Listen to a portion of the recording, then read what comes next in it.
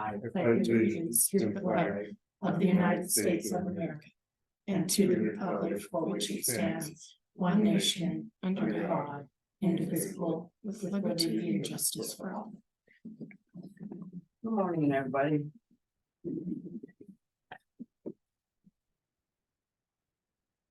Okay, we're right into the board of minutes for November 7th. I make a motion to approve board minutes for November 7th, 2023. No, second. Public comment. Being none. All in favor? Aye.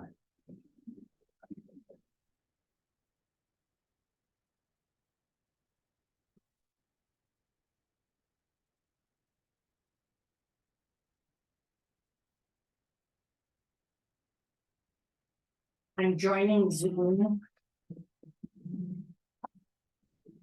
I think. All right, we're in the correspondence, and the first one from Robin White. The town of Drummond South Main Street Bridge 2025 Binion infrastructural progress. Request for coordination call.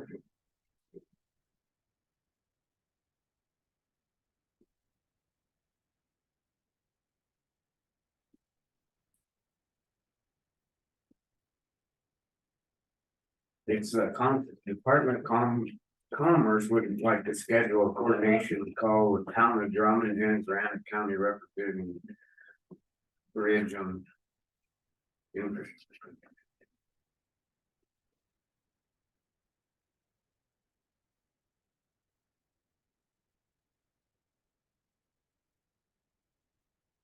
So are we an RV parking lot now?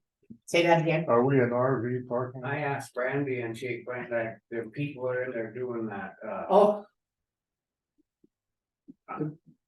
The, The scanning project, I guess is what it yeah, is. they've been here What project? before. scanning and they're doing all that stuff with the maps and For stuff. Blaine's office. So they're scanning documents in the clerk and recorder's office. And they parked there before when they've done it. That's big, right?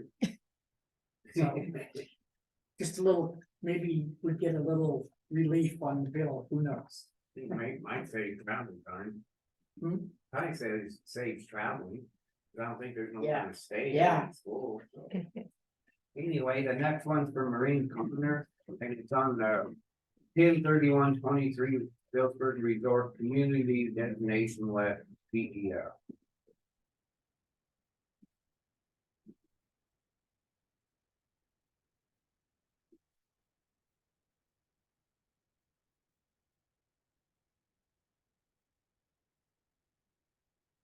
So what's the report? It said she attached it. I don't think that. There a report attached on this from Maureen. Oh, not that I've seen. That was just the only thing that was. Put it on the agenda for Yeah. next week, so see what the report is. I just.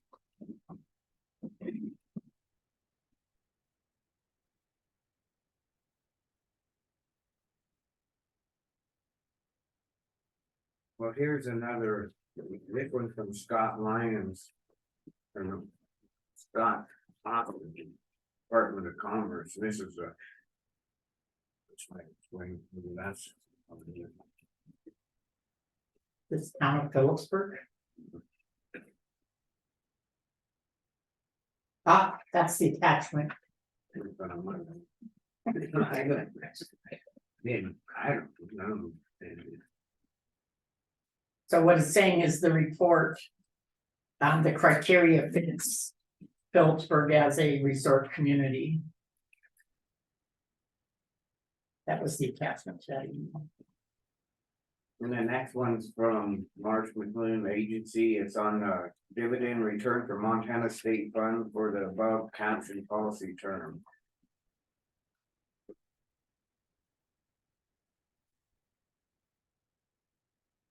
From Roby Holman. It says here when. That, I don't know how much it is or nothing.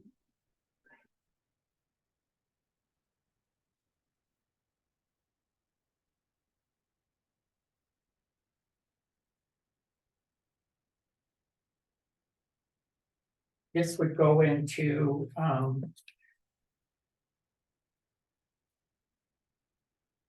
right, where is it?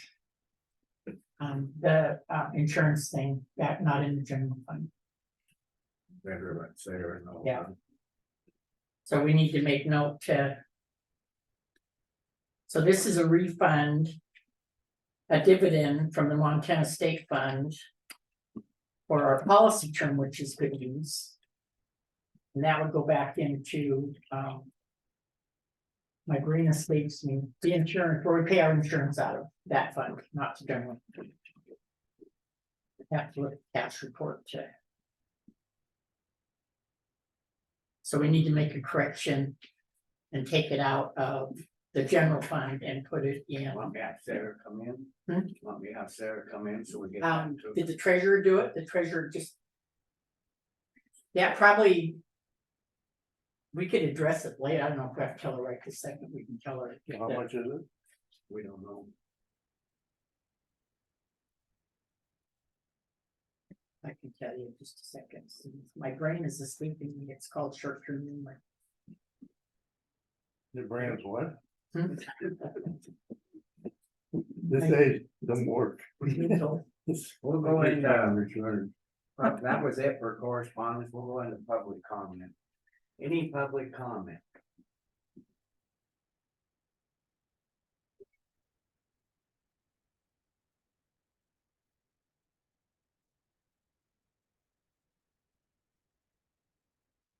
The desktop.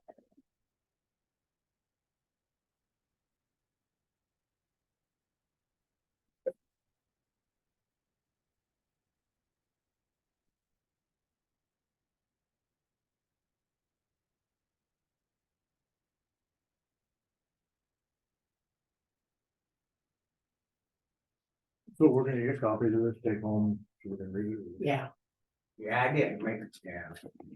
Brandy can make a copy. Yep. It's 2 more copies for them, we'll keep that one. Okay.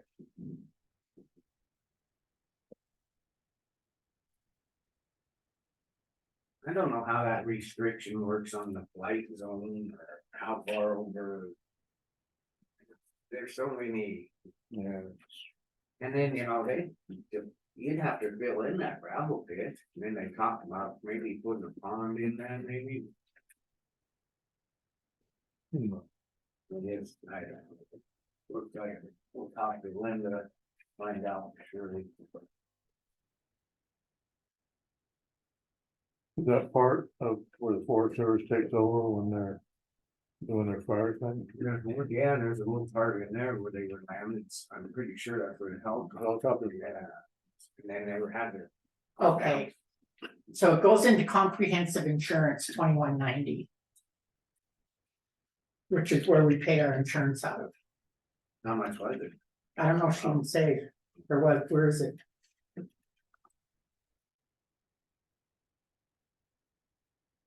Yeah, there's no amount here. But we can just put that. 2190, You give that to Vicky or? yeah.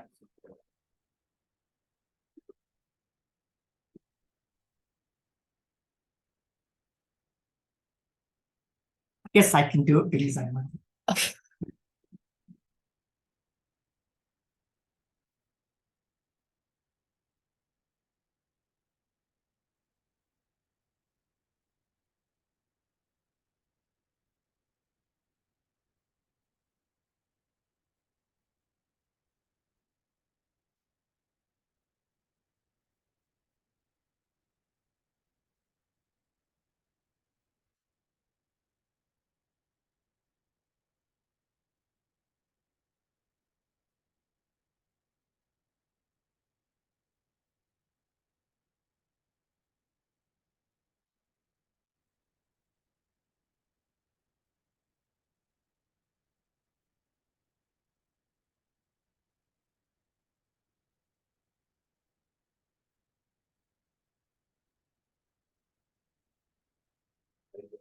Good, you?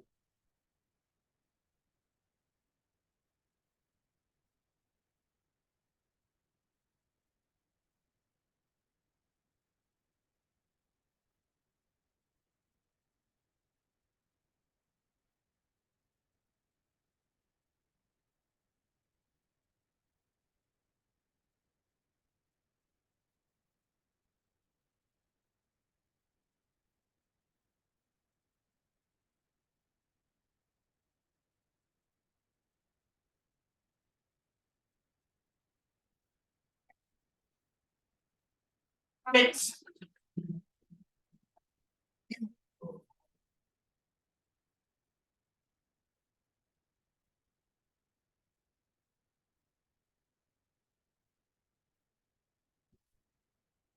Yeah, I asked Brandy maybe get a card and sing Harding family. Oh, Just heard about that this morning. I didn't- She was dispatcher. Dean Harding died of a heart. I don't know. Say it. Anyway, if we could just get a. I wrote it down.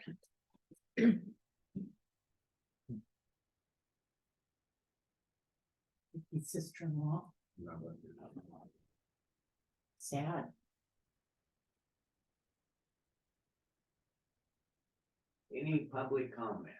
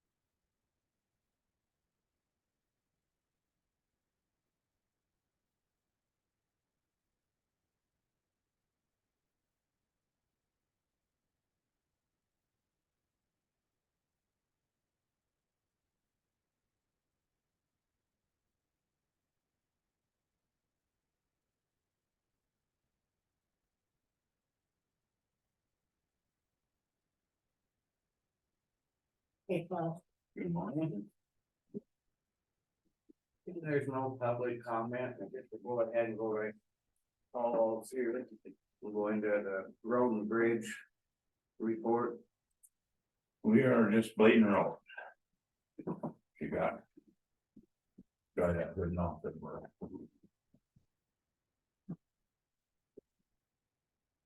This one, Meg? Oh, yes, yes. this was an awesome letter. About the road, it's like- The Mr. and Miss. Whoever wrote it did a really good job. This is on that gravel pit permit. And it has to be renewed. Needs to be a motion and sign it and send it back again, so. Yeah, I went over to get one Oh, okay. for the yardage and stuff. So I'd entertain a motion on this, you know, what, I'll make a motion to renew the permit. Gravel I'll permit. second it. any public comment? Being done, all in favor? Aye. Motion been carried back.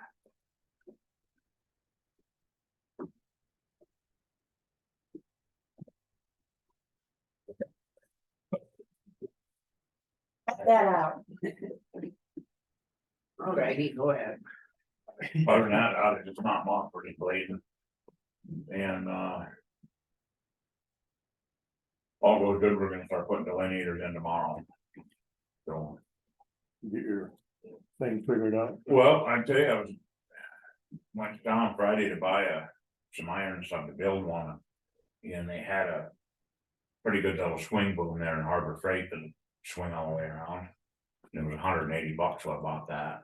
Hmm. And it had a hand crank on it and everything, so. We're putting that in the pickup. There right now. And then get everything else put together, I'll go to town and rent one of the American compressors. And should be good to go. Might have to get a piece of tubing to extend it out a little bit farther. If we do, I mean, that's pretty simple stuff, so Day-to-day maintenance type shit. day to day. Exactly. That's the easiest problem. But, yeah, other than that, just.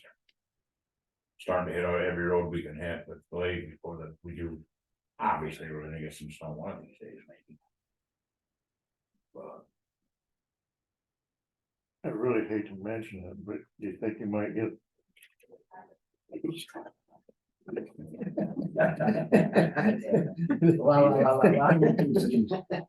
he's up on Upper Rockers right now, so it's gonna be coming this way. He'll go down that way and then come across. You know, Who's on second? Who's on first? Who comes first? Who goes second? Just kidding. Nothing. I was just making a facetious remark. other than that, nothing's going on in the dumps. And They start digging yet? or- Good. Not yet. Went over that a little bit with Jody on the. What to expect at the first of the year with the dump stuff. You know, so. She knows, hopefully they. Get that stuff in the paper, Say that again, sorry. the dump stuff, you know, where it's gonna change the first of the year. I went over that some with Jody on that, and hopefully he gets that in the computer where it's highlighted. You know, There's definite tweaks in there that we're gonna find yeah, with people that have more than one unit and should Granite Disposal get all their units. Was it in the paper? I think the notices that you sent for this next coming week, but think Lane sent them to Penny. I believe. oh, that's something that's gonna be in there every week until the first of the year, is that what? I would think they get all the units. If he hauled all their garbage. Well, here's an example, like one person coming in saying that she has a mining claim that has a unit of garbage on it and then her house. So he definitely isn't gonna get that mining unit, so she would have to, that person would have to have that tax ID number to go and haul. But you would anyway. You couldn't say, well, Well, not necessarily, they go out there and just give their name, and they don't necessarily have that tax ID, and then they, you see what I mean? yeah, then Scott would put the overflow onto that other tax property. But that. Supposed to, I mean, it's still their unit, so if they go over one, they. I see well, what this is you're it, saying. and this, from what we did, it says that any overages is the responsibility of Granite Disposal. So he's not gonna go in there and put the overages on another unit. no, that's not what I meant. What do you mean? I meant that in the past, I would imagine that's what they did. Oh, nothing was ever, was, Was ever said. there's no documentation of anything Nothing. in the past. That's why we're having this problem, is supposedly he got all those units and nothing was ever written or documented into the software that any garbage was hauled. And those units were used at all. Does that make sense? Yeah. But he only gets the units off the people that he's actually hauling for, whether they have 7 properties, he only gets the units off the one property that he's hauling off of, Yeah, not the rest of them. Right, so yeah, and that needs to be, that's. Very clarified. yeah, Yeah, And that's what he needs to get his letter out or get to the people that he has a unit, that's a whole big thing, nobody's heard nothing yet. so and then there's one property that was mentioned that has units on it, but they won't let it's a rental property and they won't let their renters use it. I know exactly what you're talking about. So they make them take it to the dump. And pay as you go. And now it's gonna be pay as you go. That for years, they've been just letting them go in and putting it on the property. And that was one of the things that got brought up. That isn't right. That's not right. So now at the first of the year, they're gonna They have, start hauling in there. They're gonna be paying. So this is when a person keeps their units, what are they using their units for? When it's on that exact property that it's a rental. What do they have property? In Anaconda Deer Lodge, and they're building up there and bringing their shit down here and using that number. I'm just saying, I don't know. Well, a rental property with 4 units on it, those units should be utilized by the people renting the units. And shouldn't be kept by the person that owns the property and then makes them pay for it. That's not right. No. And that's happening. Not right. Huh? It's not right. How do we, I don't know. I understand it's in their rental agreement. That they have to take care of their own garbage. But Yeah, I don't know. I guess they just gonna have to pay when they bring it in, and if they still. If that's what they sign on their rental thing, that's up to the homeowners. Right? well, it is, but just say you got 4 units at my house. And I got someone living there, I don't let them use that garbage, but yet I'm using that 4 units myself off a different property. That's not right either. No. Can't we say the unit goes with the property? I thought that was how it was supposed to be. I thought, I didn't know you had double up on your property, you know. I See, thought- these- It goes with the property, not with the person. these are little glitches that they're cropping up now that didn't pop up before. That it isn't right for. Because, I don't know, I guess we'll have to talk with Blaine on that one. I Cause mean, I it, never knew anything about what we're talking about right now until last Tuesday. When I was at the dump. And Yeah, I mean, just one of the things that surfaced, there's gonna be a lot of new little stuff that's gonna be questioning us, and we're like, yeah.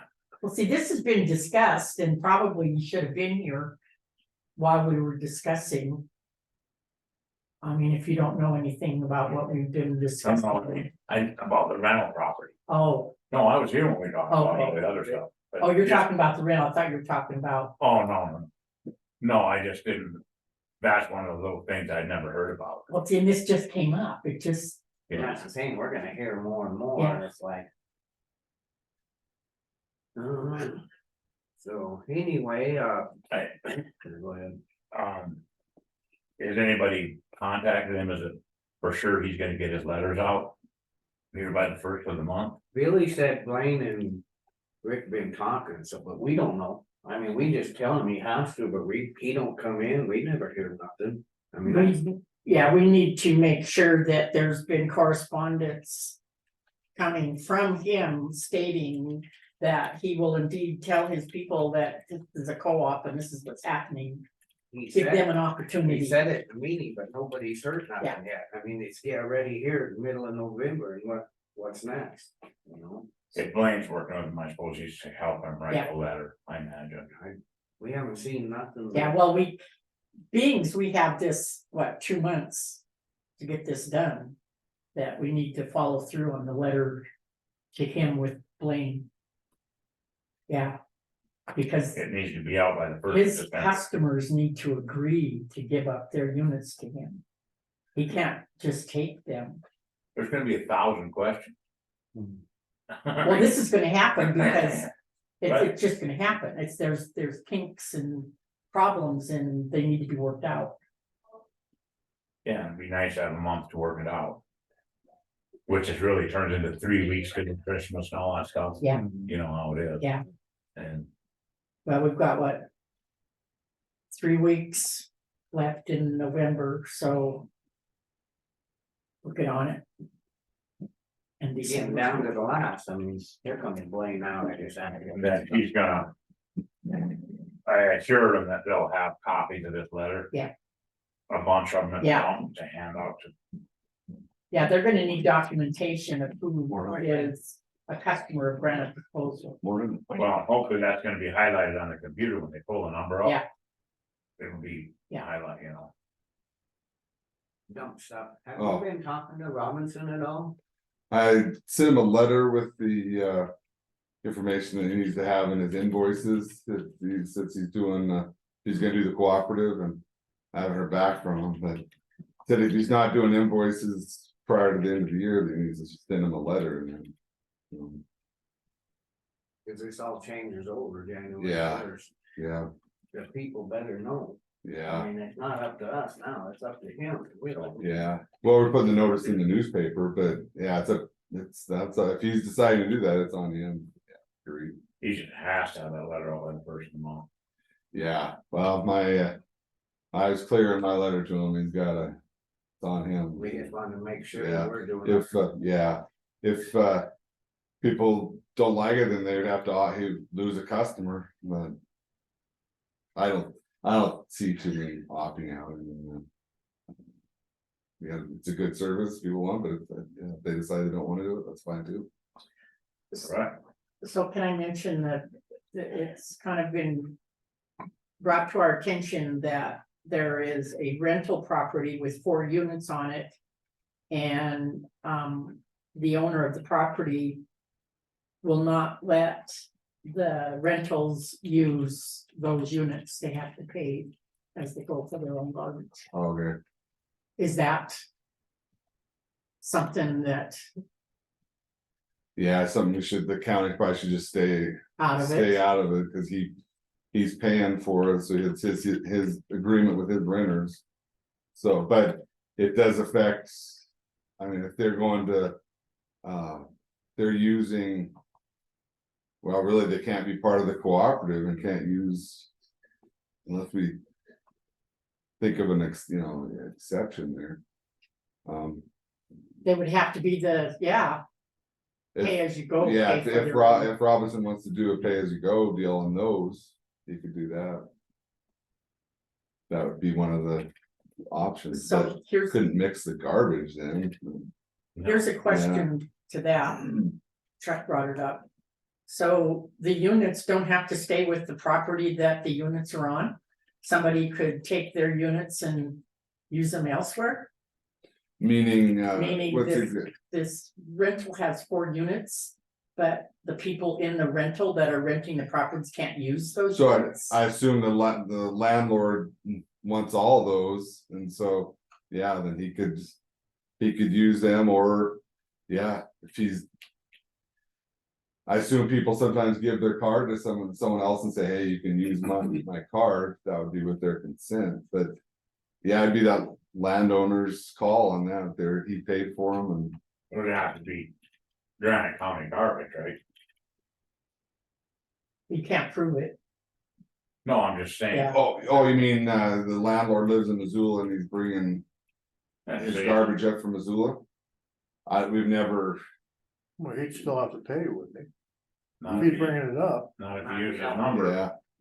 yeah, the card doesn't, we've never said we're banned where it can come from, but, I mean, if it's stuff that's, not proper to dispose there, then it could be shut down, but as far as getting it where it's coming from, Yeah. that's impossible, I think, and wouldn't it be? So, You read a lot of little questions. yeah, well, yeah, there's yeah, and.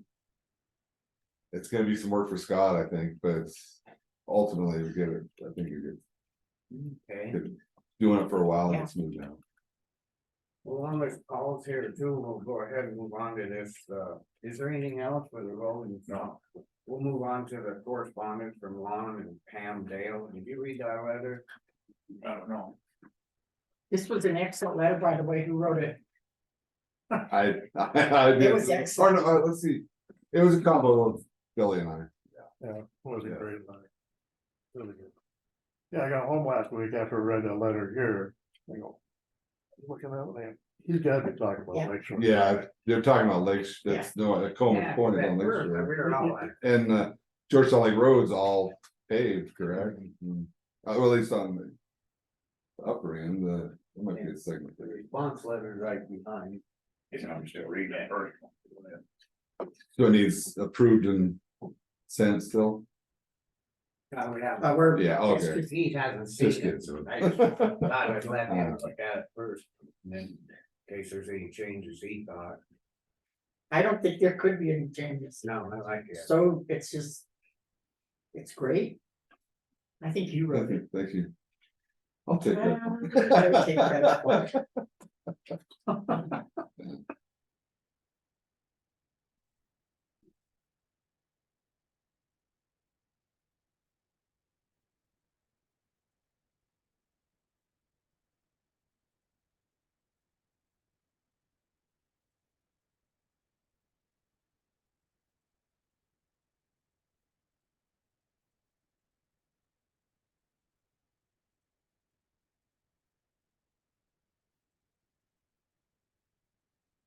If you ever been over that road from East Fork to.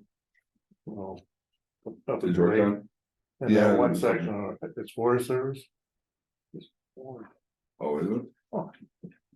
It's just like, in the spring, like Lake Shore Drive was, just one pothole after another. Just Okay. never touched it all year. Right, well, I'd entertain a motion on the response letter back to Mr. and Mrs. Dale. Now, I'll move to send a letter. I second it. Public comment. Being none, all in favor? I, Alright, okay, you have one over there, or do we just use this one? That one. That one, please. Go the road. By Ranch Creek. It's, the Ranch Creek. Upper Rock Creek Road, Oh, We yeah, quit. there was a ranch. Creek. it's right about 13 miles up Rock Creek, Is that my road? and. Relax. They turned into the Forest Service there, and that connects into the upper valley. Rock Creek where we maintain it, the Forest Service takes care of that middle piece. And I've been getting some calls on that because it's just super bad. And I'm just sending them to the Forest Service, they wanna know, well, there's gotta be something we can do, and it's just not ours, so you guys get a call for some reason on that. That's what it is, How long is that stretch? not 20 miles. 15, 20 miles. Forest Service. at least 15. Forest Forest Service. Service, yeah. It connects the two pieces that we do. It's a whole middle piece going over the hog back and stuff. All right. I see a portrait of grave going up Rock Creek, yeah. Maybe them. Well, they went up there. Maybe they're going back up there again, but they told their operator to leave all the holes. In the first section of the road because it slowed the traffic down, that's what the operator told. This one. Yeah, Oh, it works. yeah. I just, in case you get a call, that's what that's about. But I can't imagine calling a tippity number. Be asking about speed bumps soon. Anyway, let's move on here. All right, then, yes, that's it for me, I'll get out of your hair. Alright, thanks. Thanks. Thanks. Have a See you good- later. Okay, we'll go ahead. We're a few minutes ahead, we're going to the dam tenders report, Lake's at 6.72. That good. Last week it was a 6.6.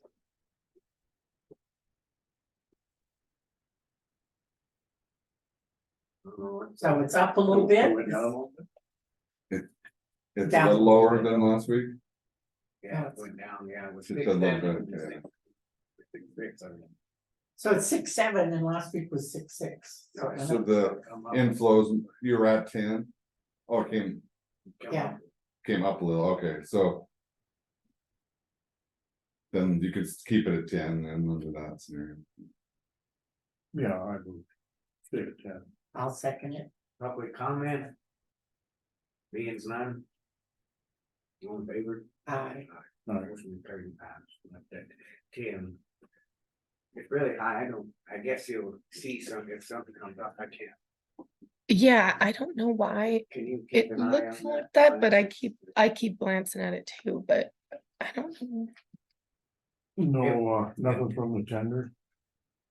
From Jared, did we get that report from Jared today? No, nothing this morning.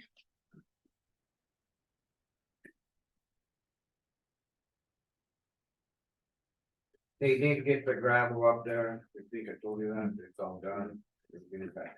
Billy was gonna send it in to Cream, so he knows everything.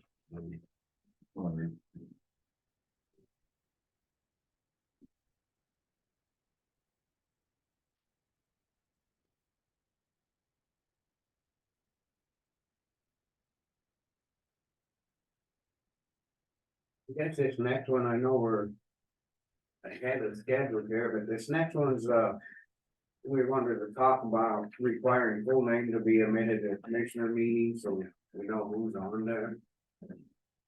How do you go through to do that? Yes, I got to think about that and the state, I can listen to the legislature and they don't know. Anybody can listen to it, not if you're gonna participate. Participate, yeah, You have to. yeah, identify yourself. that's a good point. If you're gonna participate, you have to state your name, so just being on, you don't have to. It helps Billy to be able to put it in the minutes on who's, Yeah. so, yeah, that's probably a good way to do it. If they're gonna participate, they have to state their name. And they do, don't they? usually if they come on, they say, I guess, what my thing was is. Sometimes they can't get on, so you see stuff and you're trying to figure out, well, is that part of this meeting or part Well, of? sometimes it's just a phone number, you don't know where Yeah. that guy Yeah, is. so I never pay attention to that, because you don't see nothing, but then you hear people say, well, we're just trying to get through, well. I don't know, I just, It, Yeah, participation, I agree. If they wanna get there and listen and watch, they have every right to it. They don't have to put their name or anything on there, I wouldn't think, like MFGO. Who's MFGO? basically like legislative rules then is what you would follow. Yeah, I think that's it. But if MFGO participates, then they would state their name Yeah, for the record. There's somebody on there now. Yeah, we have I don't see it up there. It's MFGO. really small and I don't know, where's it at? right in the middle. Yeah, Oh, see, and that's, Oh, that's too little. I did, But you look on the side, you have participants, there's three, I'm on there and the host. And then MFGO is the only one on there, and then you can see on the bottom of the Deleted. screen of this section, MFGO. usually it, I mean, I know, It's in the usually middle it's like between in County the Road. boxes. And then down there it shows you MFGO's needed. Blanche, a lot of times she'll see stuff and she'll. Well, whenever we done it. Right, okay.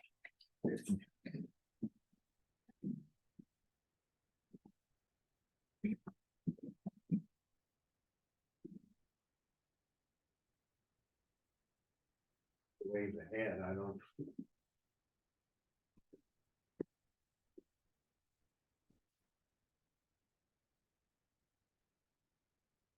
Did you ever hear any more blame on that multi-cultural that couple more? Yeah, I get. Talked to the sheriff and the sheriff is gonna take action there, yeah. The landowner put up blockades, said people haven't been going through all there all year long, so. Saying it wasn't public prescriptive right, but talked to numerous people that use that year round and so, yeah, yet another one, it's not a county road, but, so it's more. Potentially disorderly conduct if you're blocking a public road, so sheriff's on.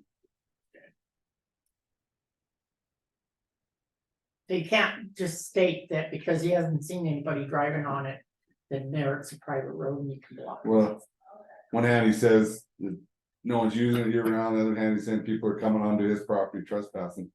And I said, if they're coming onto your property trespassing, I'll prosecute them, so get them on a game camera or whatever, so that's the remedy is. People are gonna be trespassing on his property and.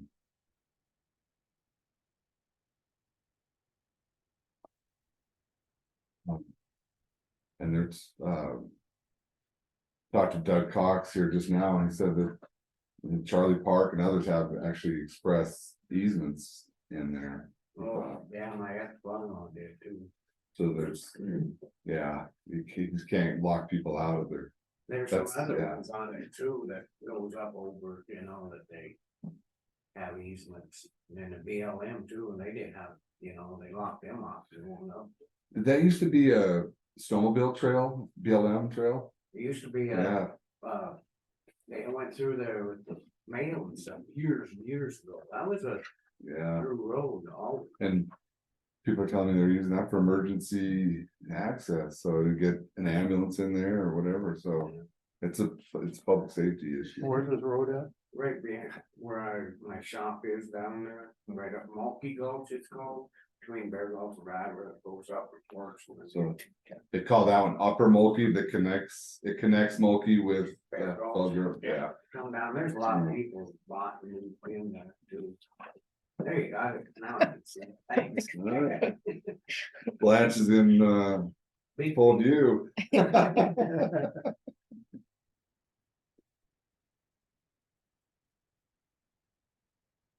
Wait a few minutes and we go into this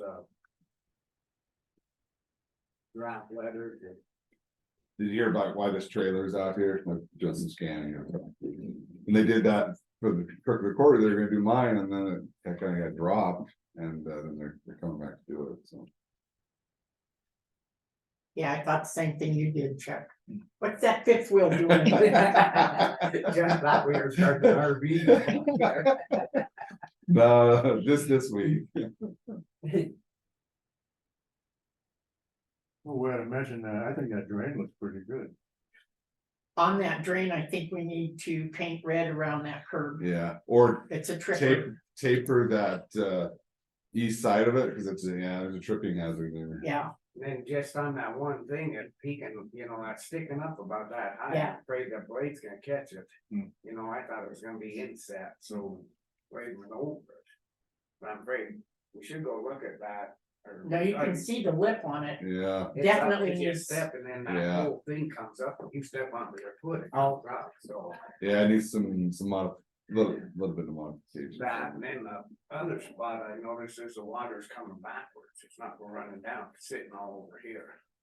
It's like it's sloped, we might have to try to figure out how to. I'm just worried that even Paul looked at it, he thought, they come by the grader and breaking that ice, they gotta hook that, and they'll ruin that whole thing.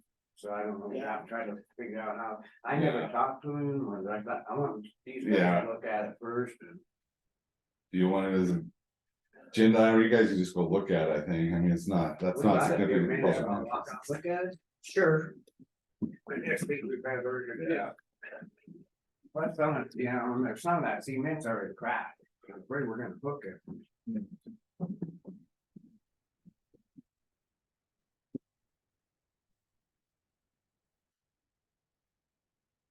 Did you give him the copy? Not yet. I didn't know if you wanted. Yeah. That was like.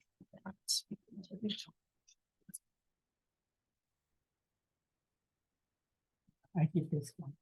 Okay. Thanks.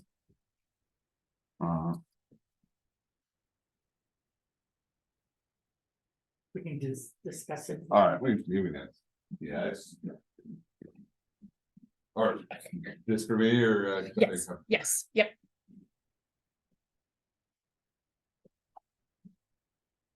Yeah. Who's?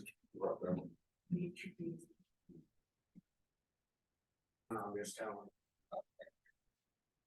All right, we're back in now, we went outside to look at the drain we had put in, and we need to get a hold of the city too, Randy, see what they think. Cause they're paying for half of it. Okay.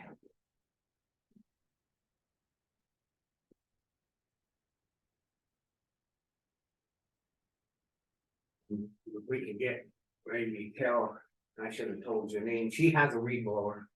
Oh. So she'll get on that, and then she was brought it up about that water in the back, she'll have to reach in there with hands.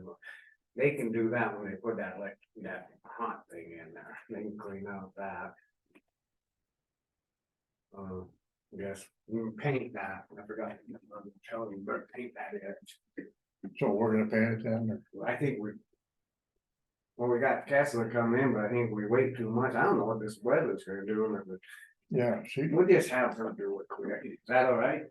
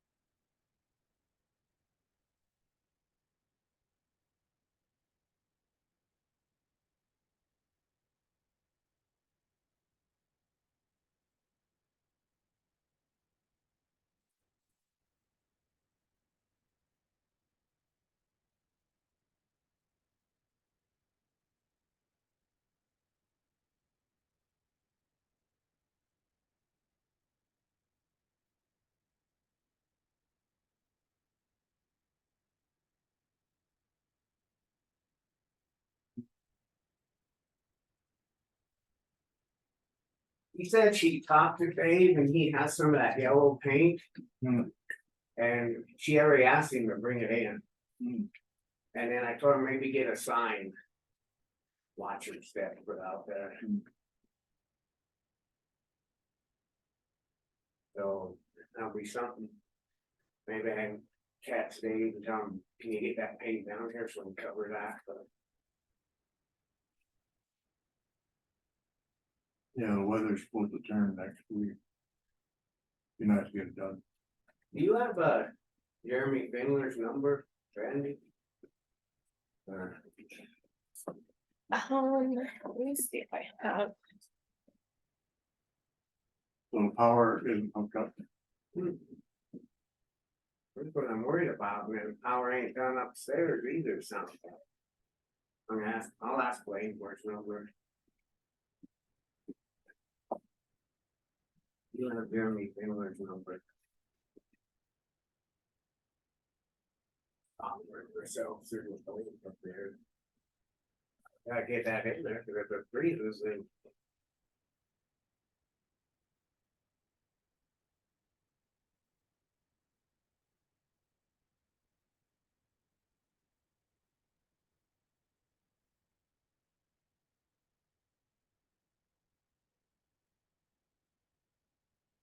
Something's wrong with the boiler.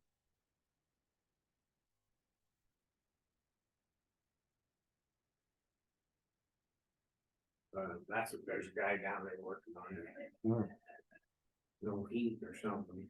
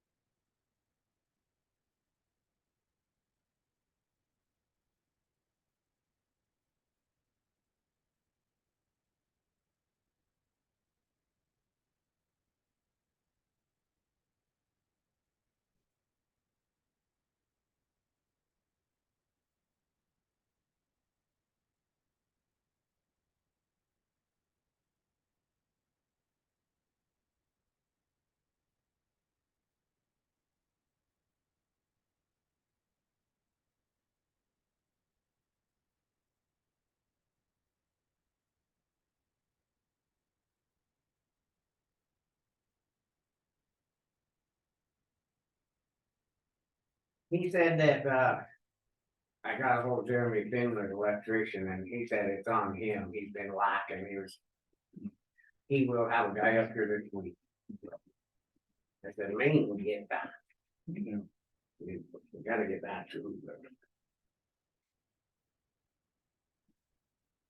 You can put that in a minute if you want, let me just so that you know that I talked to him. Sure.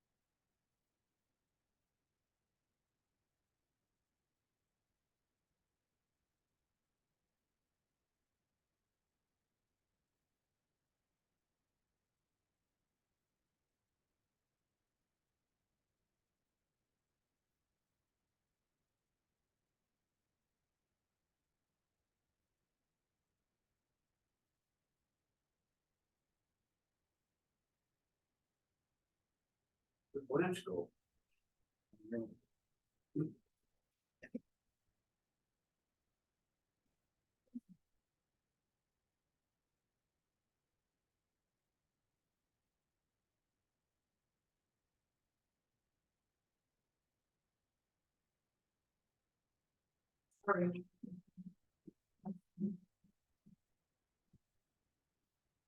My bad.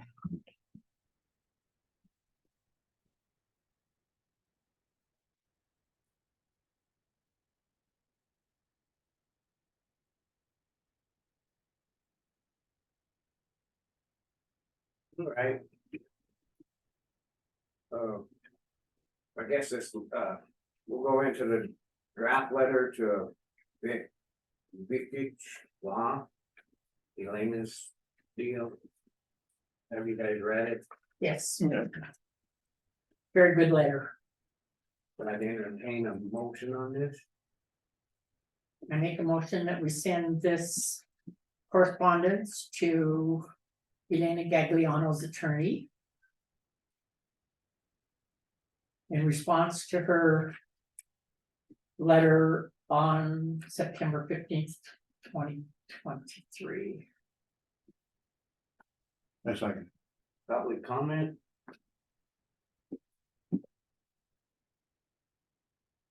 Being none, all in favor? Uh, Aye, motion carried, passed.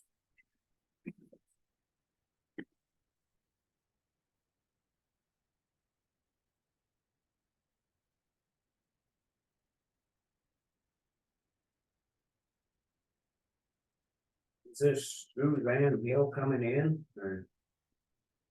I believe, I thought so. Let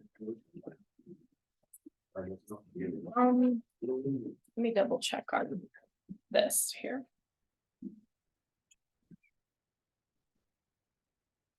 Yeah, I thought she was. We can do the county board appointments, though, when we're looking into this other.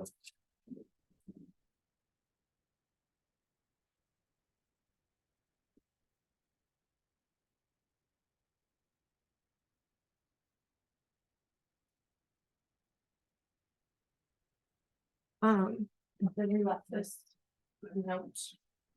Just for you guys. And it says recommended by board. And it's Randall Brooks. And it's for Riddick Field Airport Board. There's only one open seat and two out. And this is the only application that we've received. No, there's two. There's two. Oh, there are two for the same position. Yeah, And the board recommended Brooks. Is what it says here on the notes. I guess it.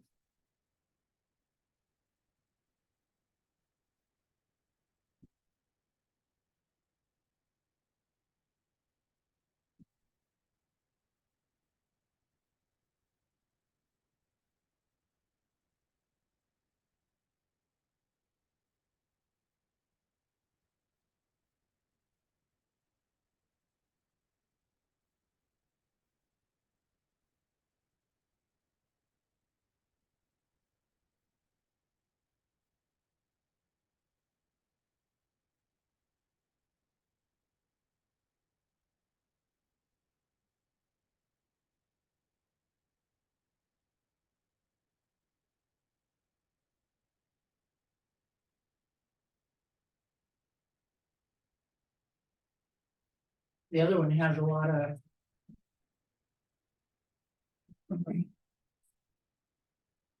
Looks like.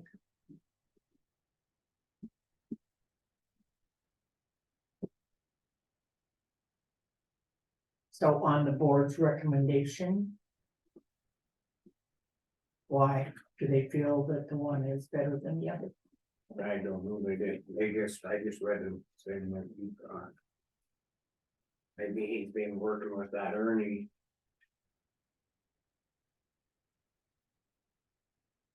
I think he's the one that was talking to DNRC too, this Rook guy. On that stuff out there.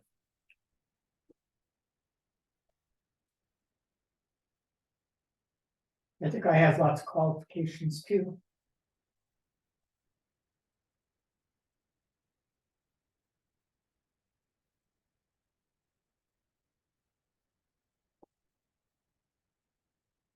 Were they replacing? what's a GA hub? What?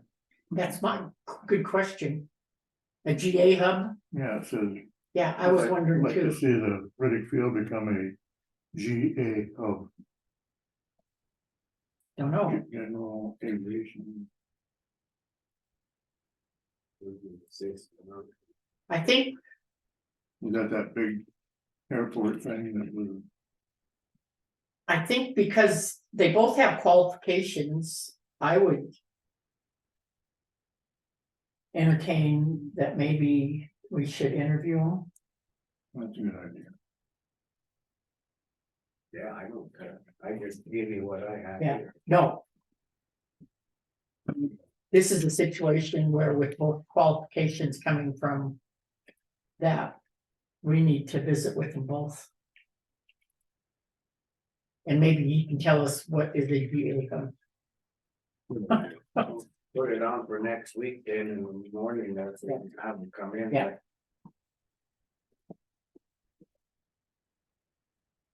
Yeah, Both are qualified. The one we'll have to guy, get letters out to them and see if they can be here next Tuesday. Then we can bring them in. I can't remember who else is on the board. board. Do we need one of them So in here get too? the chairman, I guess, to come in, maybe. He's done, that's why this is, Oh, he's done. yeah, Ernie's gone, he's on it. Yeah, he's done, that's why I think he's the one that recommended this guy, I think they were working, I can't think of, but kind of it sounded.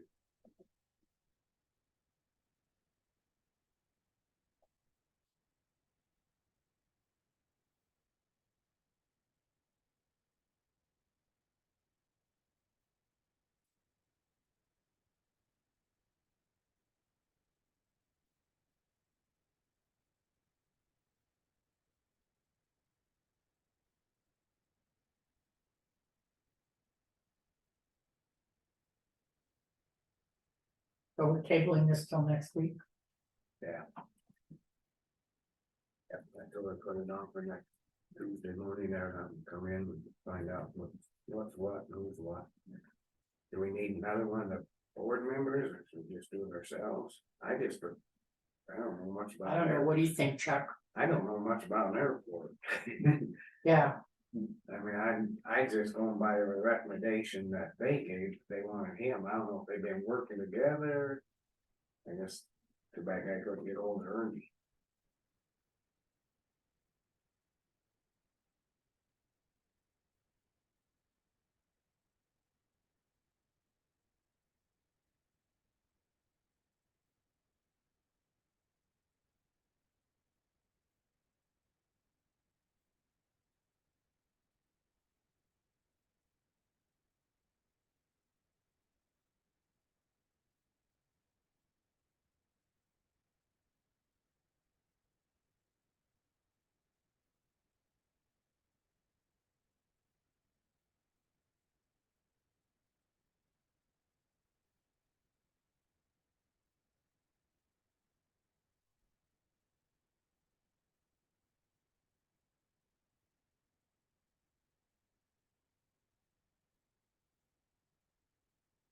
so on gravel pits. To open a gravel pit, you have to apply for a permit for any gravel pit. Any private or public has to be, It's gotta get a meet, permit. it's gotta meet DEQ specs and stuff. So DEQ would have record of all gravel pits and who owns them in Granite County. Yeah. Yeah. Good, well, they have to, you gotta put a bond out. Yeah. That's why we pay them. Got the end. Because we got that someone applying for a permit that came to the commissioners. Remember last couple weeks ago, or that he was applying for a permit for. They a have a gravel pit. permit, I think they're just informing us they're expanding. Yeah, and it's not necessary to come to us initially, but to get a gravel pit, they have to apply for a permit. It's the same as we have to go through all the hoops. Yeah. and- Okay, I'm just curious on how that Yeah, works. DEQ is involved in it, cause there's a bond, you have to have a bond for cleanup and stuff, that's Okay. like on these mining sites and that. Good to know.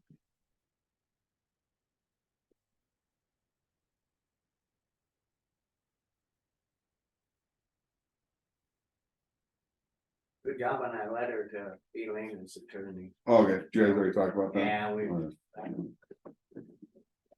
but no, I thought it was good, Alright. make a motion Okay. and everything. Yeah, look it up, what is a hub in aviation? The hub is term refers to the location of the transfers in the transportation industry. In other words, passengers and cargo can be transferred from one airplane to basically to the other. So like FedEx. So that why they wanna try to get it bigger so they can bring stuff in, drop it off and transfer it out to these places, that. Yeah. I guess you get to looking and walking around out there, I don't see where. I don't know, that trying to extend it and widen it and all that, I guess more and more I look and the people are close, the highways there. I don't know, I just, I do want to. Yeah, I think it should be left just as it is. yeah, Yeah. Me, you know, I mean, I can see. You know, cause then we're approaching on that other road going. I don't know, work there. are they coming in to talk to you guys or? Just, There was two applications for one board position. Oh, okay, So we decided that we would table it and see if we could visit with the two gentlemen. okay, board recommended come in. one person, but Yeah, the we're, board, yeah. and then Chuck looked up and figured out what this hub thing is, G hub. The one said that you wanted to see the airport become a GA hub. So I looked up hub in aviation. okay, that's one they're recommending, Yeah, okay, And So- I so think that's kinda- one Ernie since he stepped down, I think that's what he was recommending, I think he's the one that worked with the DNRC on that. Oh, okay, so need a little more information, yeah, so. Yeah, Did Suzanne Hill, is she still coming in? I don't know, Oh, you have her number, Matt? Okay, thank you. what's that? You have her number? But she canceled last week, but I don't know, I don't even know what it's really about.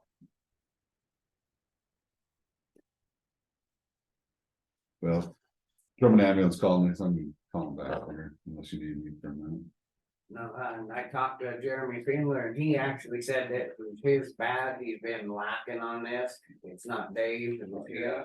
And I told Chuck, but I got home, but he had said he'd send a guy up this week and get the stuff done, Good, so. yeah, And then I put Dave on for next week to see what, and Janine, I talked to her and she's gonna paint that and put a sign out there, watch your step okay, for now. alright. Well, yeah, sounds good.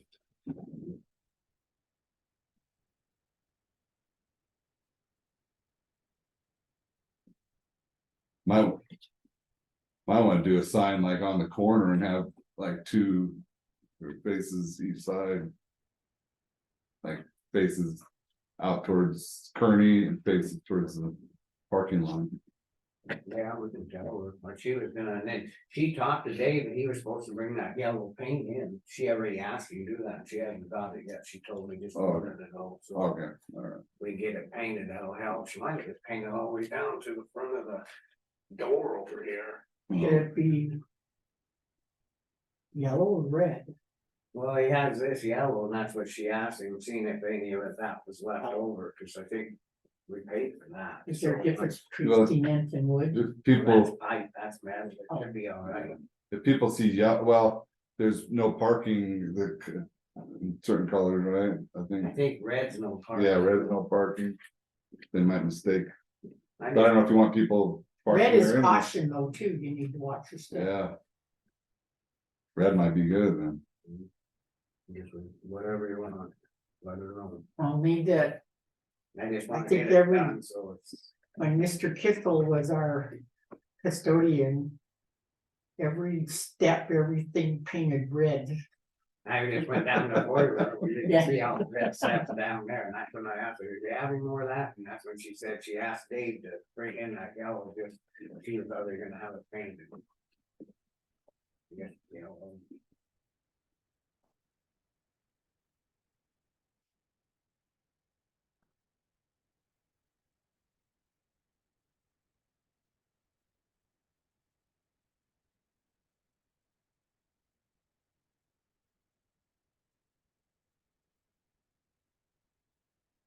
Doodles, they doodle.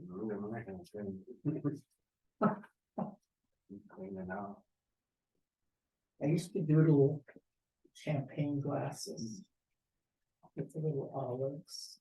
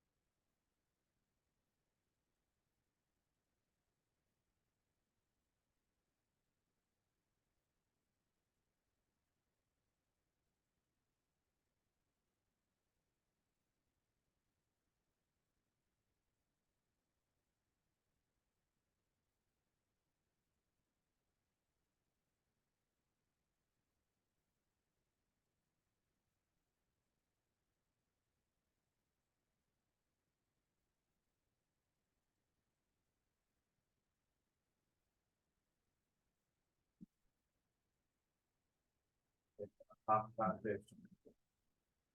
Task order, Great West. It's in your packet.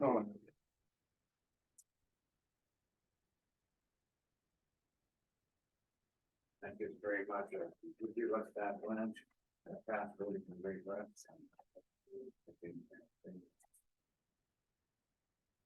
This is, It's agreement for professional services. They help with that O and M manual and. We got to pay them a lump sum of 15,500.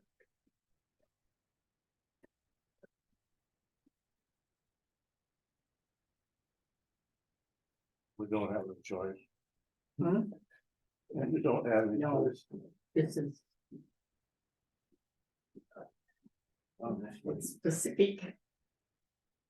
Are you Susan? I am. Yeah, come on up. What's everybody? Good, how are you? Yeah. I'm Scott. What? It's nice to meet you guys. So I chatted with Jackie on the phone this morning. It sounds like she maybe chatted with you loosely about some stuff that she's working on with us. Jackie Bolster, not ring bell. What? Some stuff she's working on with training, regard to training. Oh, yeah, yeah. Cool. So when we are doing work in a community, oftentimes we're working with the hospital, we're working with DES, we're working with EMS. And it inevitably kind of crosses over at the commissioner level. And people really understand what we do, so you guys get kind of a weird explanation, so I just like to come chat with the commissioners when we're working in a particular county. So you guys know who I am, you know how to reach me, and you know from the horse's mouth what we do, how we do it, what our goals are. So I was working with Billian and I wasn't sure if you guys had technology options, so I just printed my slides for you, so you have it on. And basically, we just run through these really fast. You may have already heard about, we've worked at your guys' hospital. We've been here, I want to say 3 times already at your hospital alone. So you may have seen our truck around, you may not have, but basically, Sim Montana is a nonprofit. We're here in the state of Montana to improve team dynamics and patient outcomes, basically for emergency medicine specifically. We can train teams of any kind, but we typically focus on EMS, ER, or rural hospitals that end up functioning as ER, whereas sometimes in Bozeman, they may not have to face some of the stuff they see in smaller communities. So about in 2015, DPHHS, Helmsley Charitable Trust got together and created a really unique partnership. There's only 5 in the nation like it. And I want to say Helmsley dropped about $7 million in DPHHS's hands, with the whole goal being to build a high fidelity simulation training program to overcome some of the challenges that I've listed here. And in every community, you guys have your own, but we almost always see low volunteerism on EMS. I know you guys have your own EMS issue here as well, so I'm working with some folks on that also. Low volunteerism, rural hospitals have a very difficult time transferring staff to get into training. COVID left everybody complacent, so they're very open to errors now because they were so drilled on caring for so long. It's just human nature that it's going to be difficult for them to continue at that level. Communication breakdown is a really big one in smaller communities. There's a lot that goes on. We have to navigate all sorts of things because we live in a community really tightly and then still be able to deal with emergencies when they occur. And at your hospital level, they don't have the staff. I mean, they can't send their whole staff to Phoenix to get trained like a lot of other hospitals can. So in light of all of those challenges, Helmsley gave DPHHS that sum of money to build 3 of these trucks that you see here. They're in the front where you see the slide flip out. Those actually turn into ERs, completely simulated ERs that are fully outfitted with the monitors and all the technology you would see in an ER. In the rear, that simulates an ambulance. So we're able to go to a rural hospital. They can't spare an ER bay, train their team because they can't spare their team. So we will sit there and oftentimes it's like a cloud that follows us around. We'll go to a hospital. They have 1 ER bay and inevitably they've got 5 calls they haven't seen in 6 months and they happen on the same day. So we're really, lucky that we can bring an ER to their site because otherwise they would not be able to train because they need the ER bay for our actual patient. So that's actually what we do and who we are. And we've been functioning since 2018. Hi, yeah. Yeah. So 2015, all the money came down. 2018, we actually hit the road for the first time. Since then, we trained 12,000 learners in Montana. I think we've been 105 communities in 54 from 56 counties. Don't ask me which two we haven't been to, I can't remember.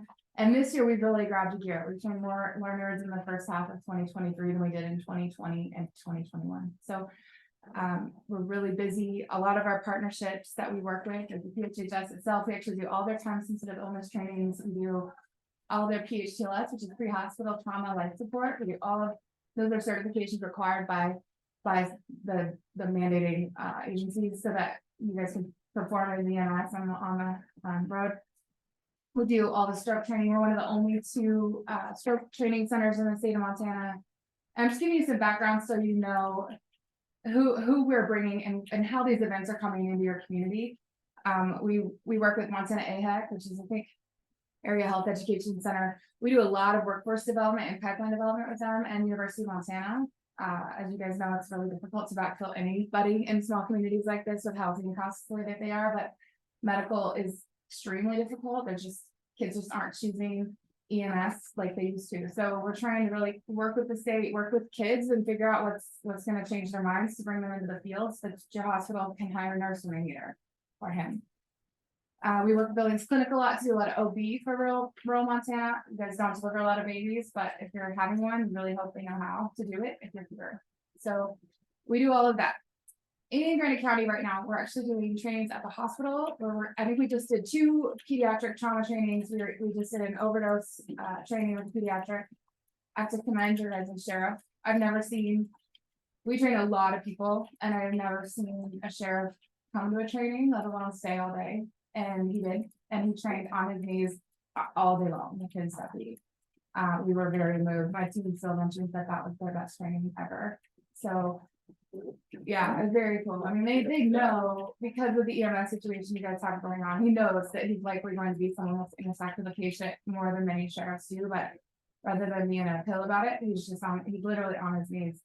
And if you notice some of these pictures, these are all your guys' local people that are in the photos on your slides here. And there's actually one, if you can find it. I love this picture. What one is it? Maybe it didn't get in there. Well, I see the sheriff on. It's the very last one though, where it's small, and this is on the computer, you can see it, but if you look at this, the lower of the 2, that is your sheriff and one of your fellows. Yeah. And I didn't know how to explain it. The EMS man had been working really hard. That was a pediatric. We have robots, by the way. I didn't lead with that. In addition to our trucks, we bring lifelike robots of the highest technology you can buy. They respond to care like a human being. So that boy that's on the ground right there in those images is a robot, but he is responding to care as if he is a human being. So we can create chaos and stress in training people so that they don't actually have to learn on your grandson or your son or your neighbor. We got them comfortable with the subject matter on a much lower stake situation where we can replicate stress. So I just love that picture though, because he was so supportive of the team. But I mean, I've just never seen a sheriff work that hard. So here in Granite County, I'm working with Jackie. We're working to do a mass casualty event. I told her I would not. I know she's still building it, so I can't really leave with a lot of details. But when you guys are dealing with her here in Rumor Mill, that we're working on something, I wanted you to know who we were, who I am. My subject matters or my contact information is at the very back. Have a net or your card or something, give Yes. Randy, so then we have a. Sorry. Yeah. That way we have. Absolutely. So it looks like Jackie has all your information. She does. Yep. Thank You're welcome. She sure does. We better have it up here. Yeah. I know we get Jackie, but yeah, she told me quite a bit about it. Yeah, it's neat. We're working on DEQ right now, to determine. You guys, especially in Drummond, I mean, that community faces a lot of risk. I mean, if something goes south, you could sit here and list dozen things that could hit that community, and any of the rural Montana communities can face it, but that one's got quite a few. So rather than us just being kind of willy-nilly about which issue we would choose, we brought in DEQ. We've got a couple of other folks that are charged as their job is looking at all the things that are going on, and in a really positive light, you guys have a lot of corporations that are kind of bringing that risk to you. You got the railroad and you've got oil and natural gas and they're interstate, absolutely. Yeah. And the interstate, talk about, I mean, something goes down there, it's no joke. And what beautiful is that those corporations are interested in helping sponsor those trainings. So that we don't have quite as difficult a time finding funding for those, so they're interested in helping out with that, so. That's one of the projects we're working on. I have 4 more trainings we're bringing to hospital. We're bringing an OB event, we're bringing a trauma event, we're bringing a pediatric trauma. We're also bringing an EPIC event to your guys' hospital, and just a fun fact for you, EPIC is a new TBI, traumatic brain injury protocol, that is presenting 700% increase in survivability in pediatric TBI Well, I patients. think state is named so everything's on record here, and he can introduce himself to you. Robert Littlejohn, President Chief of Granite County Rescue, or Phillipsburg Ambulance Association. Thank you. So that TBI protocol is pretty neat, and most of these trainings that we're talking about, when we're partnering with the state, they actually pay for, they pay us, so they are not free trainings, we are definitely getting paid for these trainings. But we're able to bring up to your community at no charge to your facility. So like when you bring that big truck and that, is that what you're talking about, Yes. doing that big training that Yep. could be coming up? Yeah. 5,000 for a. It's $5,000 for a training at the facility. A mass casualty training is possibly going to be double that. I don't know that for sure. It's really gonna determine how many people we have to bring in and how much logistic balancing we have to do, but. Typically, when we just do a training at the hospital, we're doing 2-hour blocks, we're rotating 6 people through every block, and. We're doing it we do a skills, we do a debrief where we really break down what happened, and then we run them through the skill again, all on our mannequins, those robots I mentioned. And that's our bread and butter. We do that all day long across the state of Montana. When we do a mass casualty event, we are actually looking at your entire region. If this specific event were to happen, what needs to occur? And you've got logistics, you've got communication, you've got your SCS, your incident command system and whatnot that needs to go off, and it all needs to occur flawlessly, ideally. And ideally, we've trained for it. But to train for it and to discuss a protocol that's in a binder and to actually be thrown into it from dispatch all the way through to reclamation is a much different experience. And we don't do it to stump people, we do it because folks will say, okay, I'm gonna call my such and such, and they're like, go call them, and they're like, oh, I don't know what phone number is, and you can just see all the little things. They know what they're supposed to do, but to actually execute it is a very different deal. So we throw them in the chaos. We know exactly what your protocols are. We work really hard on the front end to make sure we know exactly what needs to occur, what should be occurring based on the protocol that exists today. We will watch it all occur. In doing all of this, there are skills stations. Say there's a station we set up in a fire hall or in a clinic, depending on the community we're in. And then we will be using our mannequins in those rooms because they're going to be providing the care. So we're engaging your EMS, we're engaging fire, engaging any of the folks that would be called to action if something like this were to happen. And all of these things are happening at the same time. So the juggling and logistics of this is pretty complex to make it extremely lifelike, which is our entire, that's how we do it. And then in doing so, we're observing what we were kind of informed was supposed to occur. We identify gaps that occurred in either communication or a system. And then we sit down with key stakeholders and the folks that are responsible for their respective departments and portions of action. Our team they are all highly trained in debrief, and they can take friction and egos and miscommunication, and they can get in the mud with it and send them off with an improved team dynamic. It's like nothing I've ever seen. Every time we start having these conversations, I get nervous. I'm like, we can be able to fix this before we leave, and they always do. It's beautiful, but we'll identify the gaps. We will work with the table and the folks around the table having the discussion, because it's not going to go perfect. The goal is to find out where it failed or where little points of failure were so that they can fix that and feel really, really confident if that event were to happen. And so we send them off with an after action report. Everybody knows what occurred, what was supposed to occur. Should they be reviewing protocol? Should they be reviewing incident command roles? Maybe the person who's in charge shouldn't be in charge, because if that actually happened, they're too busy to be able to manage it. So that's what occurs in one of those things. So it is really, really complicated for it to occur properly. But again, like I mentioned, you guys have a lot of corporate support here because of the risk inherent because of those corporations. So we should have no trouble helping with the cost and finding it out. Sounds pretty good to me, because I mean, with the stuff and more traffic and trains. It's all the stuff that is going on, you know. Gonna have to keep updated somehow with people. Absolutely. What's your thought? I mean, we're definitely a growing community here. We have, you know, I will say we have limited resources as far as emergency services between our search and rescue, EMS. I mean, our law enforcement is probably top in all of our first response. They're involved in every aspect of it. And being involved with the Forest Service fire crew, I work with incident command my entire job.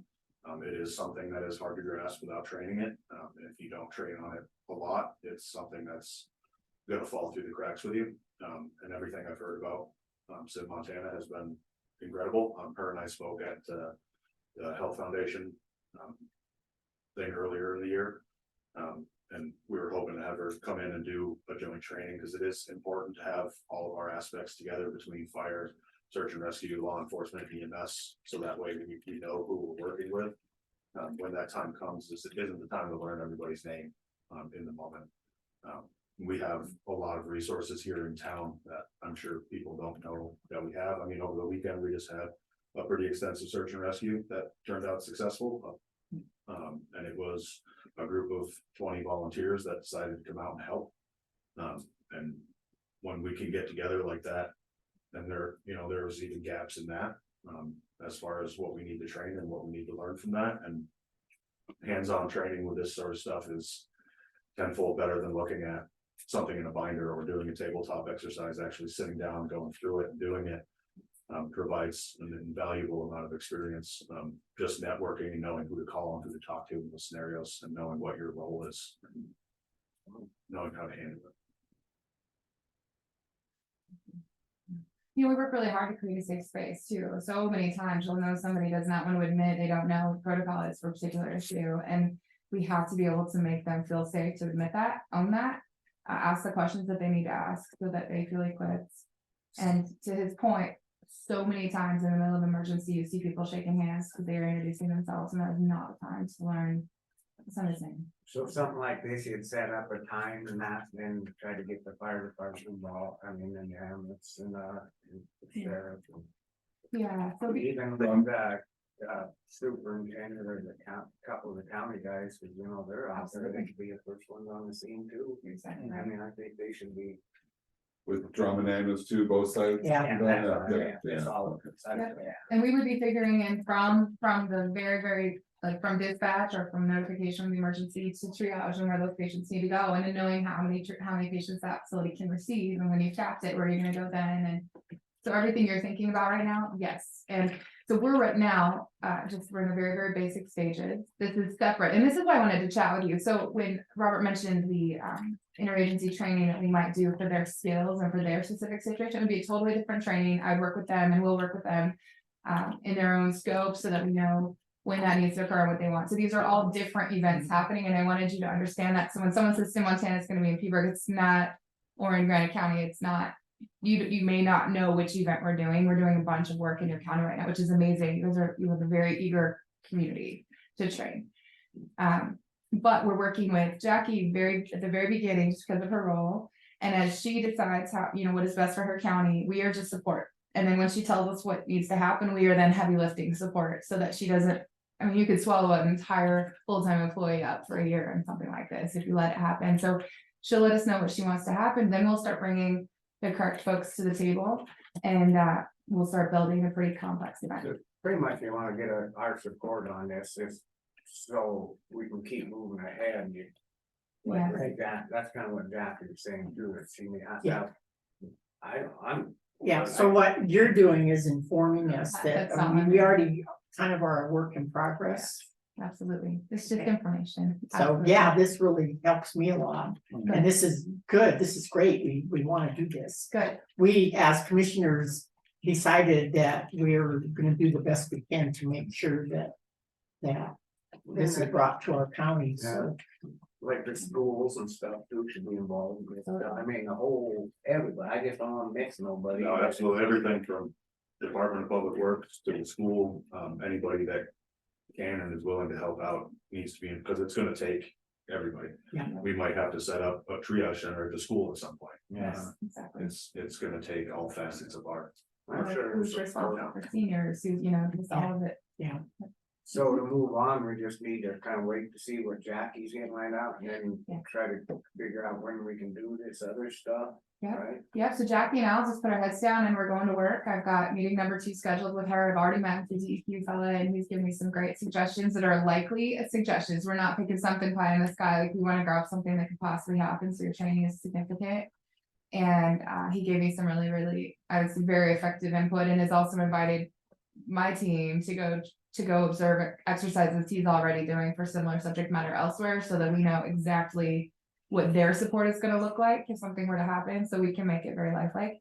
And working, then she and I think we've got a meeting scheduled for next week, just for step 2. And as we develop the event, she's gonna start, it's really becomes one of those things where you don't wanna make it so big the first time that it becomes so overwhelming. Everybody. Yeah, absolutely, and they're all, because you really do, this is about systems and it's about relationships, and you just by definition, you run into people who don't wanna participate for whatever reason, they may be afraid of it, they maybe don't value it, it doesn't matter, but our job is to make sure that by the end of it, they realize it was beneficial to them, but so just by design, then when you're trying to engage them, you're gonna be overcoming some of those barriers from the beginning, it's what we do. But making sure that, even if we work with some of these corporations and they determine we wanna do kind of a phase 1 event this year and roll into either Q4 or year 2. A follow-up that we can maybe increase complexity, we might do that, just there are a lot of partners that we would bring to the table here. I think where you gotta move them ahead, I don't, not speaking for them, but I sure support you. Thank you. I think guys got it going, might better keep it going. Cool, excellent. That's my opinion. Thank you. All right, well, I just wanted to make sure that if you heard anything, you had a direct line to me. You know that, we're doing our best to make sure that we're keeping the communication tree in place that exists today and how you would properly plan something like this when I work with Jackie, but if you guys have questions or if you get confused or if you hear information that doesn't jive with what you heard from me today and need clarification, or think I need to help someone else achieve some clarification, just let me know. I appreciate you coming in and opening up your eyes. How's that ambulance going? It's going well. We got 2 more people finishing their EMT course now. I got 1 more jumping in next month on another course. Got our supply order coming in sometime this week. And I just gotta redo our license and certification for the ambulance itself. I'm up here in December.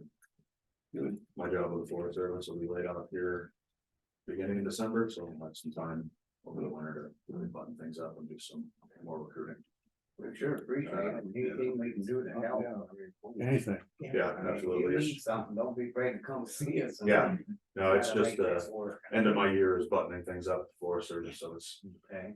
getting compressed, but once I'm done there, I can start focusing more on this volunteer stuff. And this is a solution to the Eagle. It's, so I mean, again, later today, we have possibly another service coming in to talk to us. I think that's on the agenda, Coast to Coast wants to come in and speak. We're definitely in a better spot than we were when Eagle left. I think we've maybe missed 1 or 2 calls that Life Flights had to come in and handle for us, which, I mean, that's what they're there for, and they're an invaluable service, which again, I would include them in any training we do here. They're great, but we've definitely taken some pretty big steps forward in our Thank you service. so much. Yeah. Oh, Yeah, thank you guys for the support. like you said, whatever you need, just let us know. Yeah, absolutely. Thank you for your time. Thank you. Appreciate it. Appreciate it. You bet. It's good to see you. Yes, you as well. With you, like you, December's a really a welcome month for me. Thanks, have a good day. Thank you. Bye. Yeah, you've been busy. Yeah, we're leaving for North Carolina tomorrow, so we'll be gone for 2 weeks, and then once I get back. Have a good trip at work or? Yeah, yeah, we got a couple fires out there, and Okay. doing some standby for them, but I'll hang out here until Coast to Coast has their minute. What's this coast to coast thing then?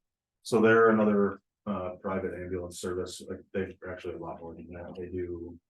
I spoke with them for a little while, they do search and rescue, they've got canines for tracking, bomb detection, security. But they do critical care transports, they're a private ambulance service, and they were coming to see if there's a gap that needs to be filled, and I mean, if somebody wants to come in, we're all for it, and I mean, the volunteer service is just that, it's volunteer and it should be. A backup to a constant service, and we're happy to, well, I'm by no means gonna have us shut down anything as volunteer service, we'll assist them, we'll be on scene with them, helping out everything. Cause there's, again, it'll be a Granite County resource, they'll be doing critical care transports and transports from hospital to hospital. Where when they're out of county, we'll be here to back them up, or we'll be there to back them up on any calls that they, can't go to, or we get there first, it'll just be. So late, they plan to come here now, or? They are interested in seeing if there's a gap to be filled. They should be, I think they're on the docket for today later. Yeah, they're on there. So 11:45. Yeah. Are they already working around here locally? They or, were in Bozeman, I believe, Bozeman or Billings, they were before, then they moved down to Arizona. And they wanna come back to Montana, and they, were doing some research and kind of saw the gap with Eagle leaving. And What's reached your out to thought me. here, like having them then, you thinking, or? You I know, just don't wanna interfere on what we got. no, after speaking with them, much like Eagle, they're great.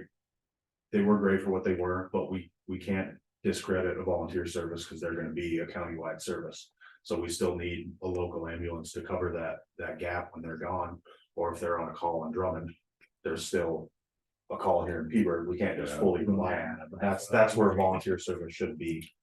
Seated is a backup to a paid service. Yeah. And they fill those gaps, not Would the other way. the hospital then, they'd be more, they should be talking to them more about transferring from hospital. to hospital. Yeah, and I believe they've been in contact with the hospital as well. They spoke to myself, the sheriff, they've been reaching out, kind of talking about it and.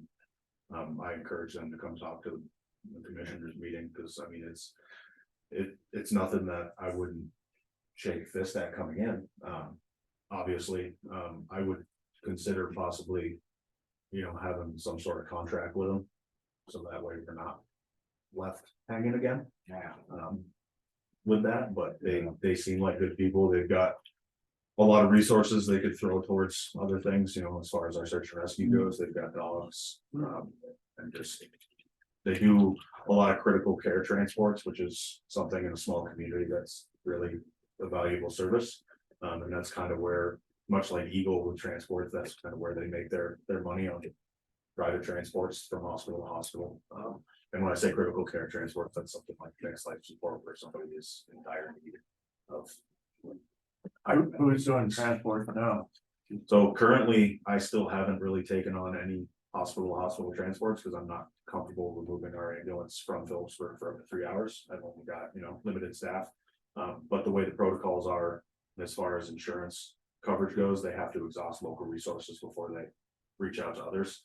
So they call and page us, and I turn down transport just because I'm not comfortable removing our only resource from Georgetown Lake to Maxville at this time, and then they're happy calling Nessie or Lifeline, but just the way patient insurance works, they have to exhaust local resources first. So basically, we have to turn it down before insurance will cover elsewhere. And Nessie's got a litany of ambulances they're happy to send down, and then Lifeline's always happy to come and pick people up. And just the way our certification is with our ambulance, we can't really take advanced life support transports, just the way our EMTs are licensed. So if there's certain medications the patient's on, or if they're on an IV or certain stuff like that, we're not legally allowed to take them. Does Lifelight do ground or they? So- send helicopter? Lifelight does send the helicopters for here. They have ground services in other towns. I know they have one, I believe, in Bozeman. But for our area between Butte and Missoula, they are only rotor wing and fixer helicopter. See you come in, sorry. But it is something that I believe would be of use, and if they can make it work financially for themselves, because I mean, as far as it is. Private ambulance service, regardless of what it is, they're making money. That's their bottom line, is to make money. They are a business. And if they can make that work to where they're financially stable and they want to help, then I'm all for it, and we'll provide whatever assistance is filling the gap as they need. I appreciate you coming right straight out and saying that, you know, because that's what we're trying to build up. We don't wanna jump somewhere again and then. Yeah, and as a volunteer service, like we talked about when Scott was here, there's gonna be gaps no matter what. There's gonna be times where people aren't available and we can't force people to be available as a volunteer service. And if they can make it a financial stability for them to make money and stick around, then I'm all for them being here in the county. We wanted to contract with Eagle, but they were We tried. against that, but there's gotta be at least some notice if they're pulling out. Yeah. That's- Yes, and that's my only concern is that happening again, but again, I am not gonna shut down our volunteer service just because we haven't paid, because they are countywide, they are not just gonna be Phillipsburg. So it's not feasible for us to not have something here. It's not fair to the community and it's not feasible for anybody. Yeah, so for the record, Brian Huso, the CEO of the hospital. Yeah, I agree with Robert. They sent us a contract, I'm reviewing it and probably will go ahead with that. You know, that's the link that's missing is the transport issue. And I fully understand that you don't want to take your 911 out of service for a 2-hour run to Missoula or Butte. And they're ready to take the risk, you know. We just lost, they could have had one Sunday. We called and needed a transport and they, you know, weren't available, so we had to call Lifeline. So that's one that they could have, you know, put on their record. So, yeah, we're very interested in, unless I have to have a discussion with them because they got some billing questions or stipulations in there that I need further answers on. And if those come out good, we'll probably sign them. So, and we'll have basically the 911 and the transport services. So that would, you know, fill a big gap. Would they have someone state like, do they have an ambulance right here in Phillipsburg, or what did they say? They didn't say where they would station it, but, Oh, yeah. you know, I guess that's up to them. Yeah, they had asked me if I knew of anywhere that they could be stationed. Is this what's on the agenda at 11:45? The coast to coast, is that- Yeah, that's. Yeah, we yeah, get yeah. that, because none of us do nothing about it. Yeah. Yeah, I did, I was told 11 Okay. o'clock, so I didn't know what's Yeah. going on. Yeah, this is on the agenda at 11:45. Okay.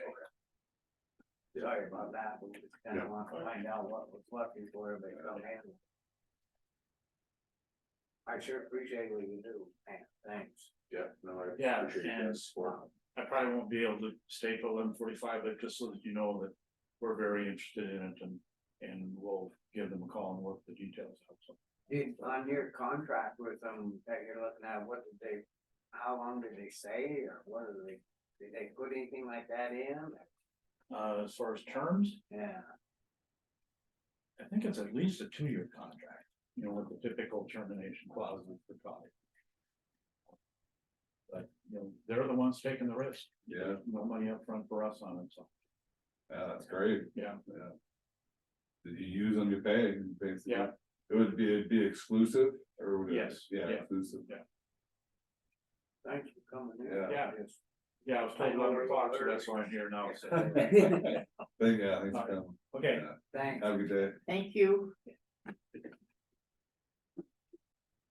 Good to know, like Yeah. ask that stuff, and he was here that they're dealing with them already on some of this transport stuff, yeah, I'm totally behind you on that. Yeah. It's longer than 2 hours, sometimes it's 4 or 5 hours. Yeah, especially in the winter, if we're doing, you know, I mean, 35, 40 on the interstate, with I us, can't put us at risk for that amount of time without a transport.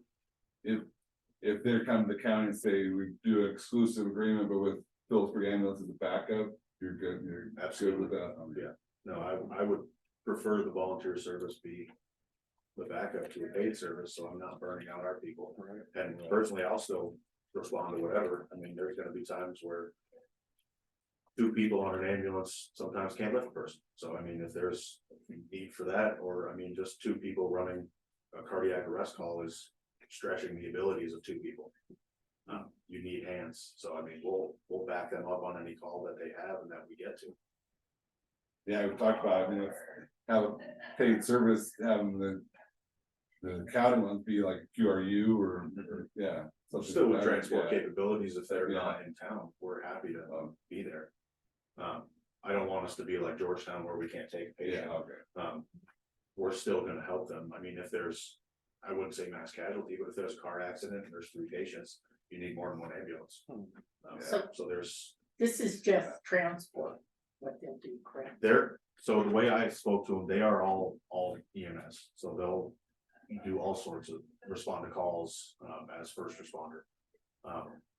Just like Eagle was, but I believe the contract with the hospital is them taking their transports, and they'll be exclusive for that, but as they come in for a resource with the county, they'll still be a 911.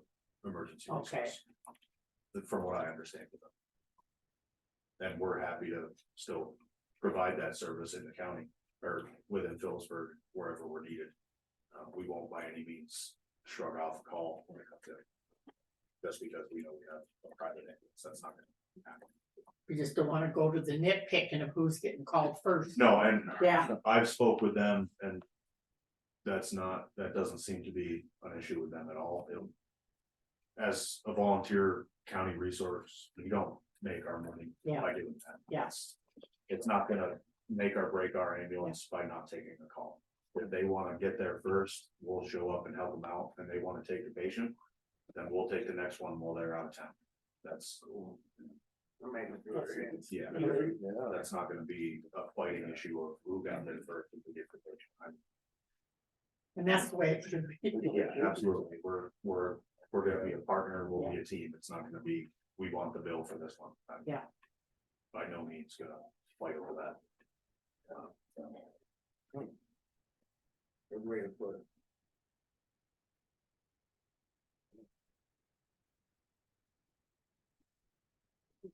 You coming back then at 11:45? Yeah, I can come back. Make sure, because then you probably, where you talk to them, then we better wait till they get here. Yeah, no, they reached out to me, I guess they reached out, sorry. They reached out to the sheriff and he gave my number, and I spoke to him a bit on the phone. I caught him a couple times here in town now, and just kind of spoke with him. So I think they'd be a good resource to have. great, good. Thank you. Yeah, we'll Yeah. just see you back here and we'll. Absolutely. We'll go over it And again. they're 11:45, you said? Yeah. Okay, Thanks. yeah, I wanna make sure it's here for similar thing as well. Yeah, you can have that if you want, I guess. See you guys again soon. Thanks, Yeah, Robert. great. I'm gonna ship the call, like Frank. Brent, so he can get on Zoom or something, so he can listen to that. Go, Frank, Brent, go for it. I just thought in case they wanna listen what they got. They just don't want them coming and saying, well, you know, we don't like people, you know. They come right out.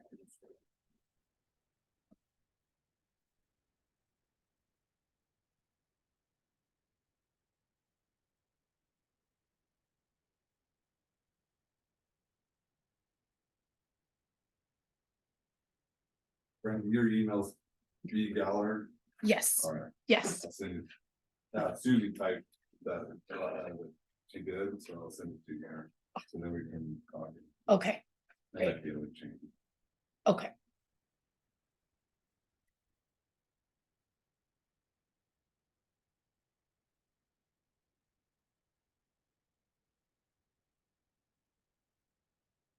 It's Okay.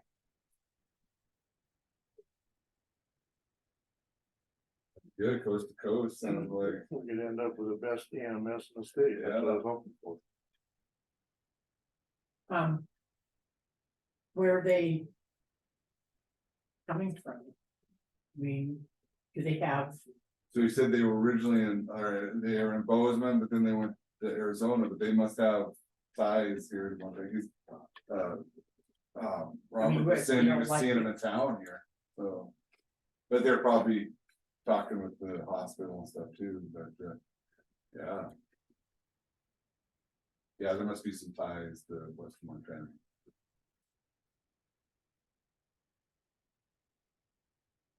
Maybe we could rent our house to somebody. No one put in for it? Don't think so. You want me to print that Um, or just keep it yeah, I think we copy and paste. into the? You slide? have the original in Word, okay, yeah.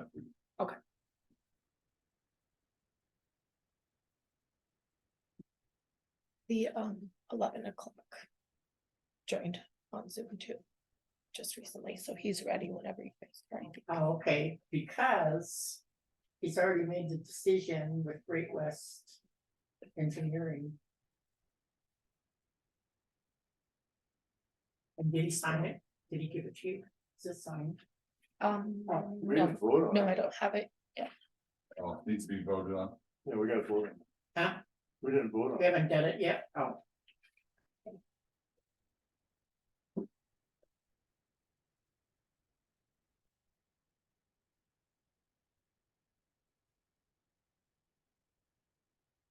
Chris Cat this weekend, What's that? Chris Cat game this weekend doing the tailgate.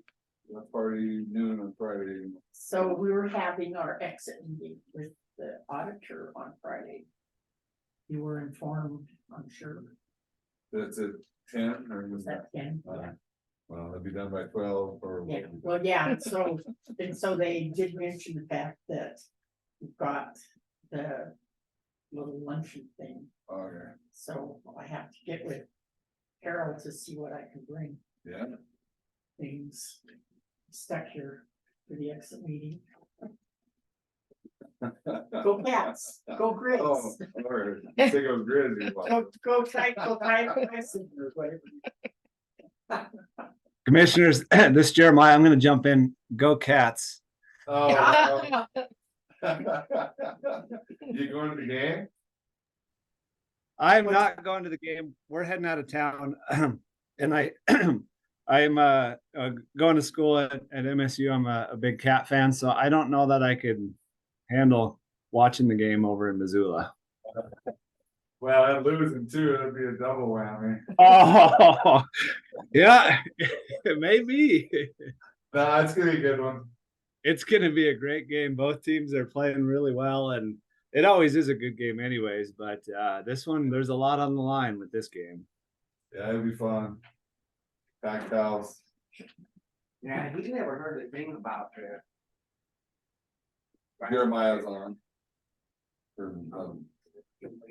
But on that, yeah, I got a hold of Frank anyway, and he's gonna have Monica get on Zoom when we start talking about it. So, Jeremiah is here, huh? Jeremiah. He's talking about go Bobcats. You just cut him off. What do you want? What do you want? Money to be. Scott, it's just been a while. I just wanted to say hi. Oh, you're full of shit. How are you? I'm doing great. How are you guys? Good. Good. I did just hop on in case there was any questions with our task order there, task order number 8. I don't know if that, you guys are ready to talk about that one or not? Yeah, we can go ahead. If you're on, we can go ahead. Okay. This task order is, it's for our assistance in preparing an operations and maintenance manual for Flint Creek Dam. The county does not have an O&M manual, and the requirement came out of when we had Dow complete the ODSP audit, the Owner's Dam Safety Program audit.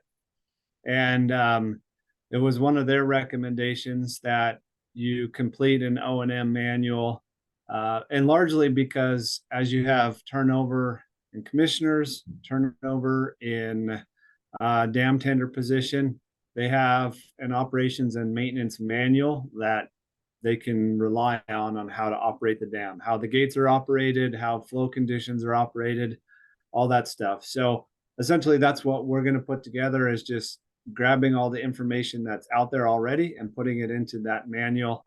And then of course we'll submit it to FERC for their review and approval prior to, county actually adopting the operations and maintenance manual. So that's what our task is, that you have there to consider. Before you went to Great West, were you a car salesman? Used cars. Yeah, used cars.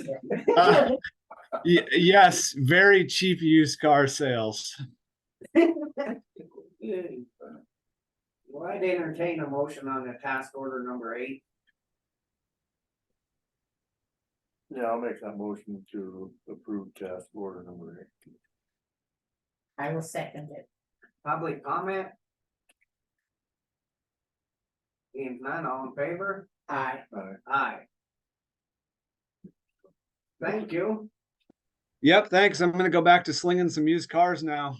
Okay. Have a good day. Have a good Thanks, one. everyone. Take care. Go Cats. Okay. I'll take okay, Cutler.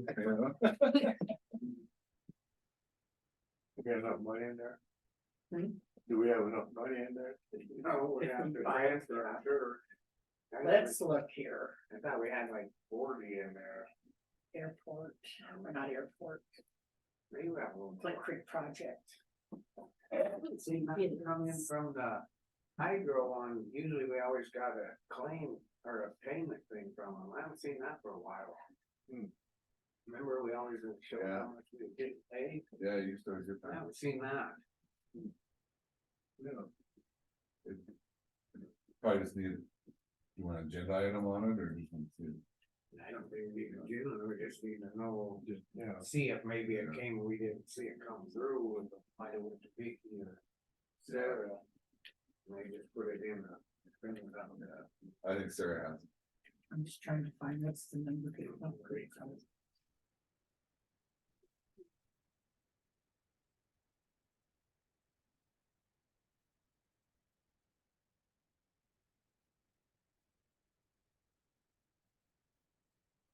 Yeah, you do these part 12D inspections, and then all the stuff that comes from them is the Kills. failure, yeah. Government is, Well, probably budget wise, we're fine, and as far as cash. There is 58,000 in there. As of. Today, Have you seen any deposits? Does it show deposits? oh, I didn't look at the revenue, just a I'm second, just I curious, can go in there and look at the revenue. just curious what, if they paid. 1, 2, 3.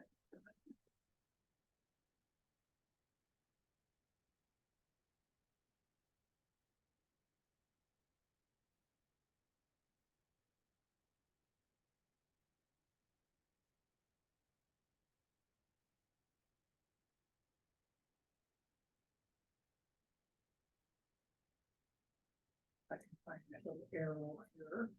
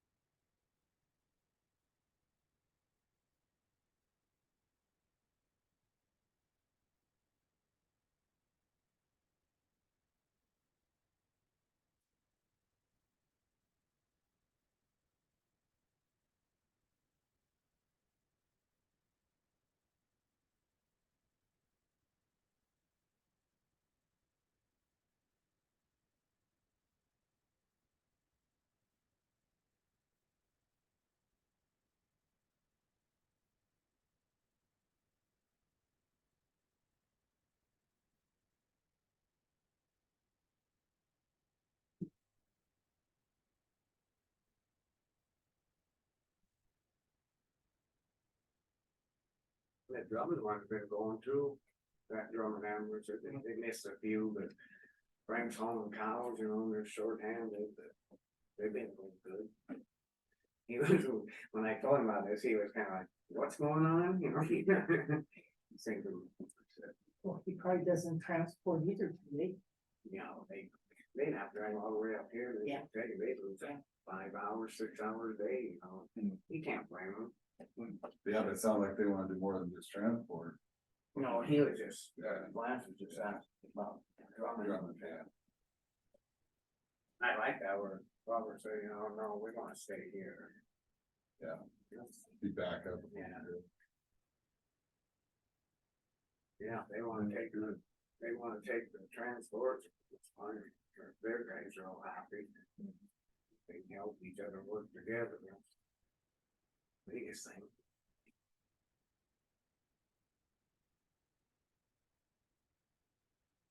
They have a lost hunter or something?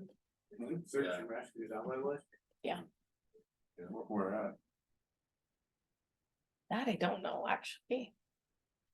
Over by Moose Lake area. Oh. I think, I just read it in the Yeah. sheriff's blog. Yeah, found them all right, I think, so, yeah. Well, maybe not all right, but Yeah, alive. yeah, have 30 of them pretty well. 20 people, and that's pretty damn good. It's good Yeah. community. Yeah, it is. Was it overnight or? It's into the night, yeah, Yeah. and then they found it the next morning, different. I've gone on one of them. Found the guy down in Harvey Creek down about 8 Mile. He was froze to the ground. He was alive. I thought he was dead when I walked up on him and It's the ground. opened his eyes. We had to sit there and shove, break him loose on the ground. Big chunks of ice on him. Showed you the He human was- body's resilience. He didn't have long, did he? No, he was this close to being, and, Maelstrom Air Force Base in a helicopter. And they had a guy come down out of there and come right down, cause they couldn't get nobody else, but they brought in, one of them from over there. That's not- It was cool. He must have been in the hospital for a while. Yeah, he lost, I think 2 toes though, I mean, I found his rifle 5 miles from the tree where he stood and shot the trees.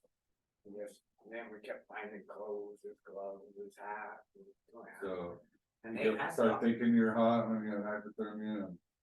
And some lady had a dog and that, we passed them, so we just get on a strap and go, we're gonna find him sooner or later, we won't. Sure, I was the first one there. It was scary. You have cell phone coverage right there? No. How'd you get the radio? Well, to they get hold- radio, them Yeah. back there was a couple deputies and they radio, there was a truck sitting right up on the snowdrift cut and he got out.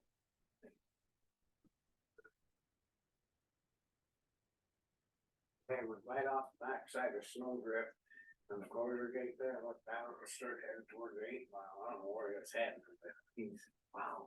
Where's 8 Mile at? Yeah, bottom of Harvey Creek, you go out there, go up through Hall and around the Willow Creek Lake and go all the way south of Hall. Yeah, well, I know Harvey, but it's close to, it's just down. from- Yeah, so we walked out, we walked out. I need the to block. get these glasses fixed. Where does it come out at?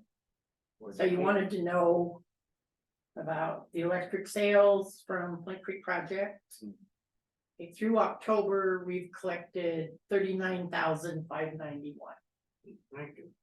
Now, usually we get them reports. And it's averaging. No, 7, 8, 9, that's 10. the whole year? That's so far. Isn't Not that, very good. isn't that low or That's low, yeah. Well, we Real low. especially And for the we- outflows in okay. spring? we anticipated 60. And we're averaging, like in July, there was 6,700, August 7,300, September 92. And then October 97. There's 2, looks like 2 in October. One was for 97 and one was 6,500. We usually anticipated at 8. Remember that? Yeah, I know. That too. Yeah, that's how bad it's hurt. us. Yeah. I mean, And we've got, this is not even, this is 4 months. And they always throw that comment at us that, well, you need to let more out when the stuff's up, but we got so much other to deal with than Not, besides just trying to make money, we got all these other agencies that we can't. Not do about that, it. You know? And that was a big one, that big fight, that we need to let more out when you can do this, well, that's.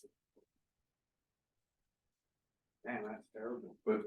So is it delayed potentially on whether?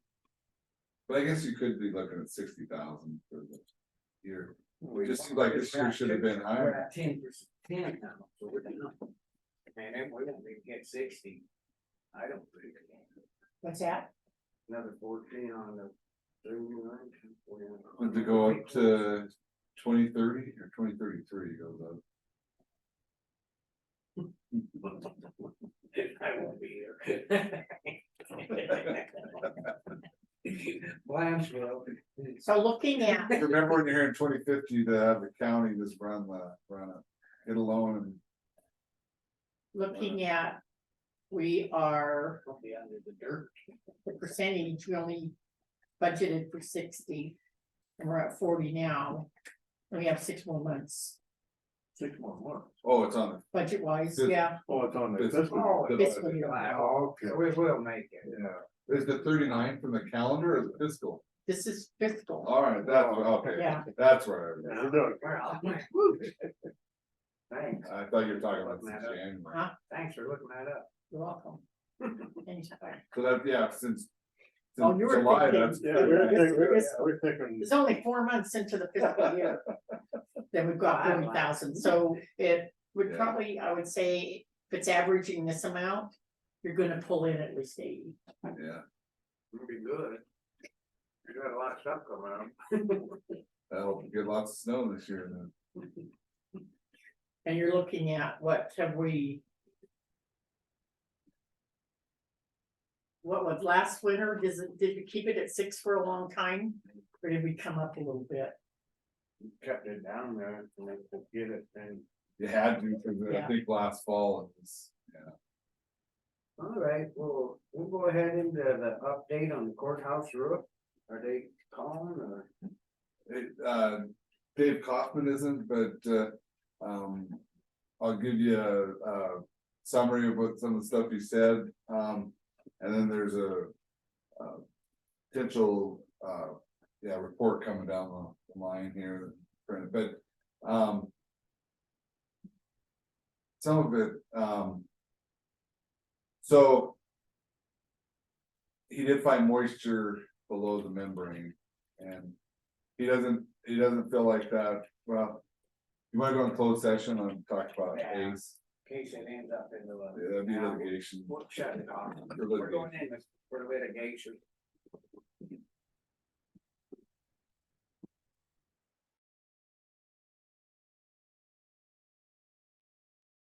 So yeah, we'll have a report for the commission to look at next Tuesday. Not what you want to hear, but it's because there is moisture getting under there. He's ACE is, he's got a plan for ACE to fix the drains on top. The PVC inside the courthouse would need to be on the county to get those, the L's taken out of that PVC drain. Well, what's it gonna cost to rip out everything? You're looking at like 160 probably.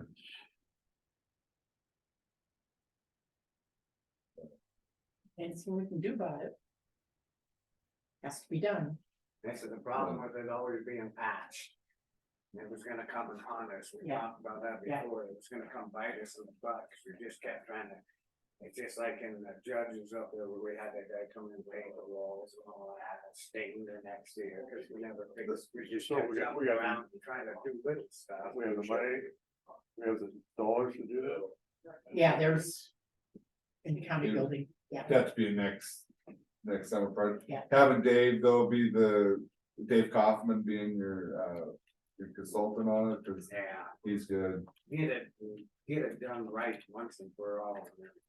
Instead of this, having people just come and patch, and we've had 3 different contractors. I asked him about, whether the IB membrane was good or not, and he goes, yeah, it's good enough membrane, so it's not the issue with that membrane, it was.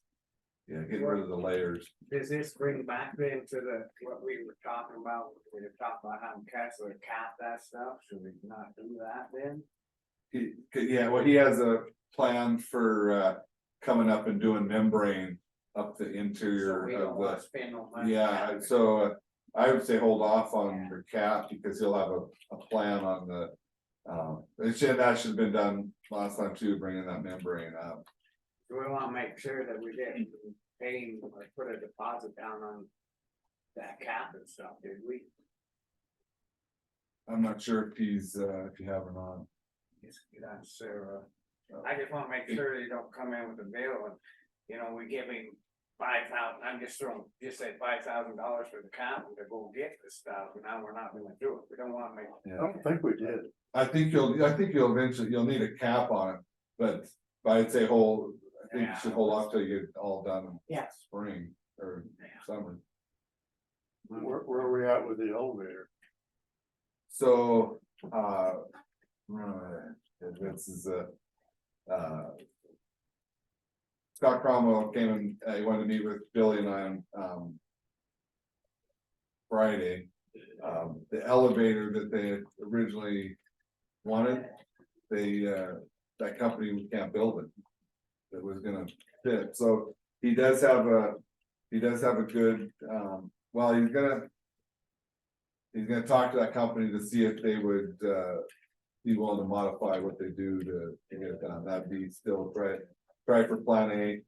Plan B would be 2 separate elevators, one that comes up to this floor and then another one that comes to the other floor. That's not ideal because the plan on that would be come to the, in the front of the clerk recorder's office, and I don't know if they would like that. Plan 3 is there are some custom elevator people out there, so. So it's not gonna get done this winter. Oh, he wants it to be, so he's gonna get on and come meet with you guys. He was just giving me a heads up on it. It was. I was frustrated at the start, but it wasn't his problem with the elevator company saying we can't do it now, but. Original elevator company can't make the elevator, and so he's looking at, trying to see if they'll talk to their head people to see if they would. Plan B would also be potentially 2 separate elevators, one that come up in front of the clerk recorder's office and the other one at the same spot. Plan C would be, I asked him, are there any custom builders out there? I said, yeah, they did talk to them, so. Yeah, That was gonna happen. Going forward, there's always glitches. the problem is just keeps pushing the Yeah. the timeline back, but he is still wanting to be a winter Yeah. project.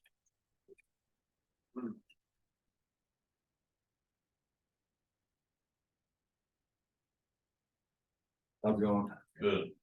They, Are you here for the roof thing or? Oh, I just stopped in and see if you need me for anything. Oh, okay. See, no, heard Blaine said something, you want some changes on the drain maybe, or had some questions on the drain? we put you on the agenda for next week. Okay. We need to talk to the city too, but there's just a couple of things we need to shape up and we'll have you on the agenda next week. Okay, We gotta get a hold of, Well, what about the paint? I brought it in, Janine's gonna paint the sidewalks here. Oh, yeah. yeah, gotta get that done and then, Jeremy said it's his fault that he's been lacking. I called him, cause we gotta get this shit done. I'm just that, to him moving. He said it's his fault, so he said this week they'll have it done. And you know, ice melt would work just as good for, I know, but we want. yeah, we want it done, I want to wrap it up too, yeah. Yeah, We're going through this, you tell, Yeah, he said. Dave Kaufman, the inspector, found moisture under the membranes and. that's a given. So, he did say the drains, the issues with ACE, they need to fix that. The L-shaped PVCs is on the county, to get those drains, got a plan on that, so. He's got it figured out, or, Yeah, he's done a report that'll be on the agenda next Tuesday. okay, cause that's an easy, cheap fix, you know. $100 to do it. Yeah, we'll get his report, so it's all on the. Old record, yeah, Yeah. okay. You know, those collars on them drains, if base doesn't show up, that's something I can build in the shop in 20 minutes. And install, if we wanna go that route, send them a bill. Well, he had a, idea for something they could buy, Dave Coffin, but, Yeah, yeah, he did, Dave Coffin said also parts for that type of stuff are. Up to. Well, let's, Yeah, yeah, let's wait till we get it, so we can kind of go off of his report, so maybe we can get this done right. Yeah. Don't you feel? Alrighty. That's about all on that, so, I guess. Barbara Cahill's resignation from the library. she emailed me and said sorry, she tried to stick it out, but there was some. Personality issues, I know, right, so. So thanks for all your service on, yeah, I don't know specifically what they are. Well, she needs a letter of thank you, kind of letter from us for her hard work and. Did she have to give a letter of resignation then off to that board? So there was an email to you guys, if you do a motion accepting your resignation and sending a thank you. I make a motion that sadly, we accept Barbara's resignation from the Phillipsburg Community Library Board. And send a letter, Are you seconding it sadly and send a letter. and send a letter Letter of thanks. of thank you for her hard work? My second. Public comment? Being none, all in favor? Aye, motion carried and passed. Yeah, it's sad. So I think the library's gonna do some advertising, but I would say the commission, that's the commission appointee, so the commission county may wanna do a advertising for them. Get it paper on. And on the website. Put it on Billy's desk for when she gets back. Yeah.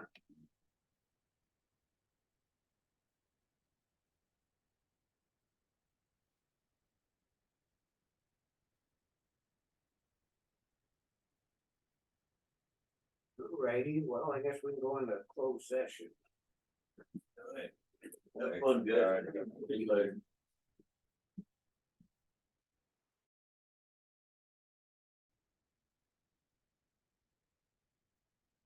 How's it going? Come on up.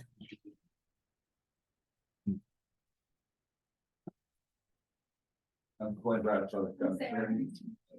Tastes good. Yeah.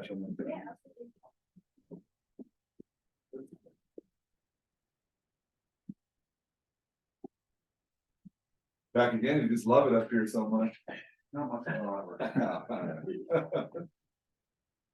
Good day.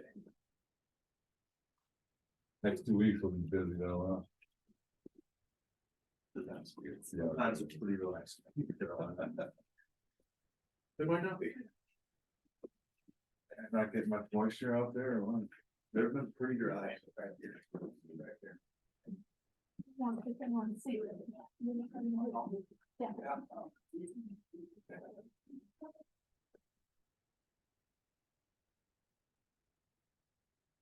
Yeah, You're fine. Okay, so I can move.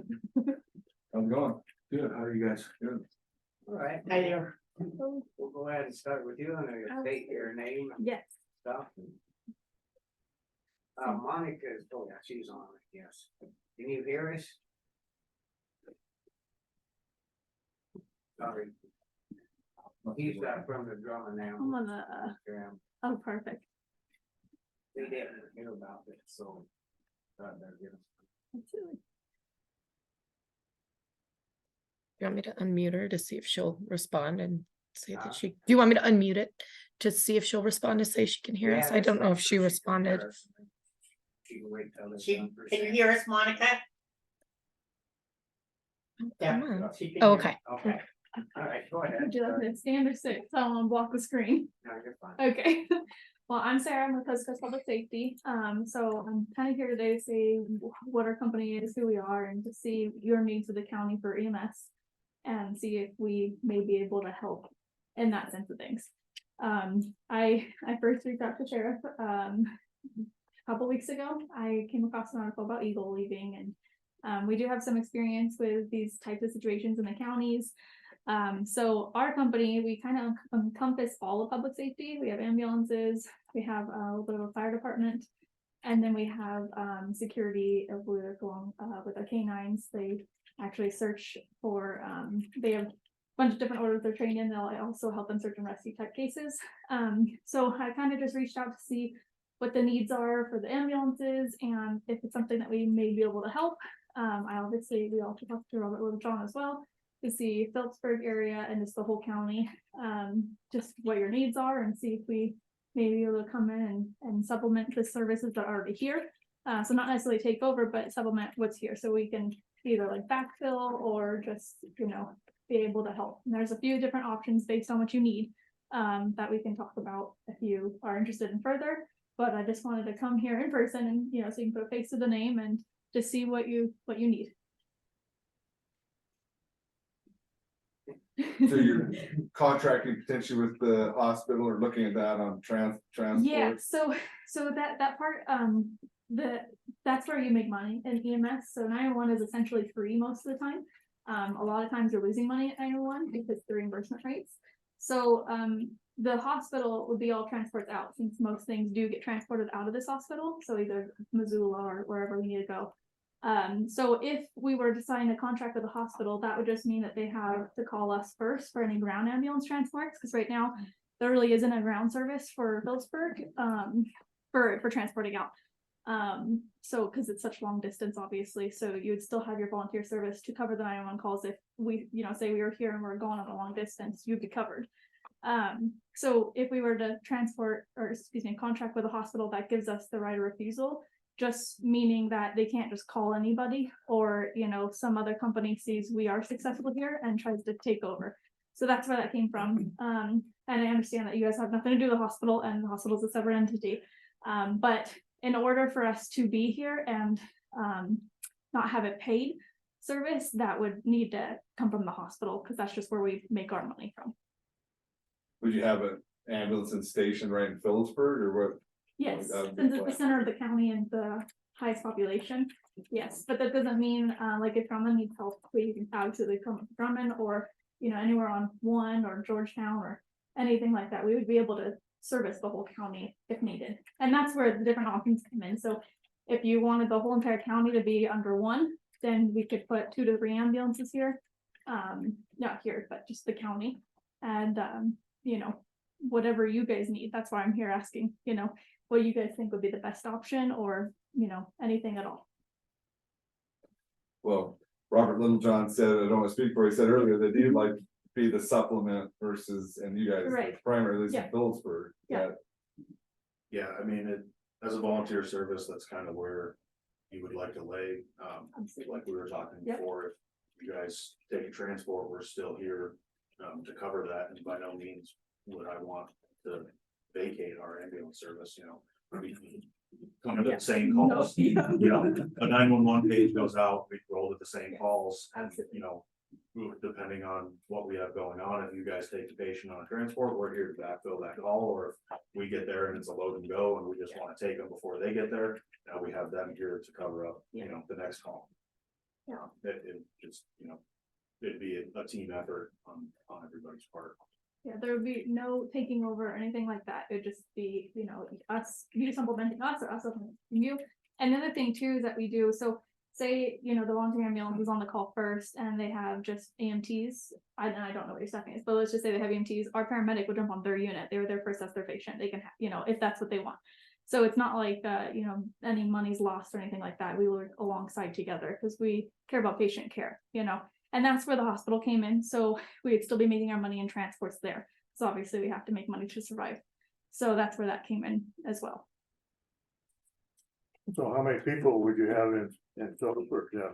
It just depends on how you want it. So if you wanted the whole entire county primarily to be ran by us and then backfilled by your volunteer departments, there'd put 2 ambulances and then probably a third just for the transport, so the 2 remain as 911. But that being said, that would more go into a paid ambulance service versus, you know, a free for the county type thing. But those, so you'd put one in Phillipsburg and probably one up north towards Drummond. But that's why I said there's multiple options, you know, so it's not, you know, I'm not throwing any numbers out or anything like that, but we have done the studies in all of our other divisions, and it's about $25,000 for an ambulance per month, fully staffed 24/7 for 911. I'm not saying that's what we have to do, but I'm just saying these are the numbers that, you know, that come along with the ambulances. That covers payroll, well, that's payroll. All right, that's good. Just so you have a number, so you know, even if you don't want anything to do with us, now you at least have, you know, numbers and. I thought it'd be higher than that, so that's You can speak more on that. Jason. Jason Villa, owner of Coast to Coast Public Safety. So in a nutshell, city attorneys, they want to hear a little bit more about these contractual and stuff like that. So the hospital, when we speak about the hospital contracts, the hospital's not paying us, so they're a little confused right now. We'll get it through to them. The Medicare Part A, when you read it, it's a legal stipulation to where if we go to a facility and we transport back to that hospital, the hospital must pay that within 48 hours of transport. This hospital doesn't have any affiliates, and we are not gonna go transport from Missoula back to a lower level of care. So you can wipe out all of the rumors of the Part A Medicare plans right away, because we're not billing the hospital. Number two, we're gonna call the hospital, the CEO, and we're gonna say, hey, they want us to transport, let's say a wheelchair van. We don't have wheelchair van, but they need to go to Missoula. Okay, now we have to discuss a rate, but they have to agree to it, we have to agree to it. So we're not coming in just to discuss numbers and money and revenue. We're here to help. So when we come in, we do a thing called soft billing. If your citizens don't have insurance, we don't take them to court, we eat it. So that being said too, it hurts a lot of the time. So if we don't get 100% of the critical care, so I'm a critical care medic in the state of Montana. If the hospital has one, say the helicopter's not flying today, we go transport it. That's where we make our money over in Missoula. So now that paid for that ambulance to be here most of the time, I'm gonna say 90% of the time, but I don't know the call volume yet. I don't know. We're trying to get the exact numbers and revenue insurances out of there. So once we can get all that, but we're here to help. We're gonna make sure that the citizens have what they need here. So even the sheriff, you guys gotta make sure everything's covered. We might be here 3 months, we might be here 3 years. I can't tell you if it's 100% match right off the bat. I hope it is, because I wanna retire in Montana.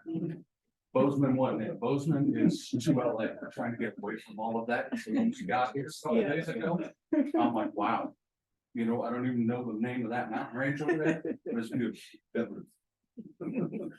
But we met, you know, Little John, he followed us in here yesterday, but we're here to help. So any questions, it's a predicament. There's no money in EMS anymore from the federal level.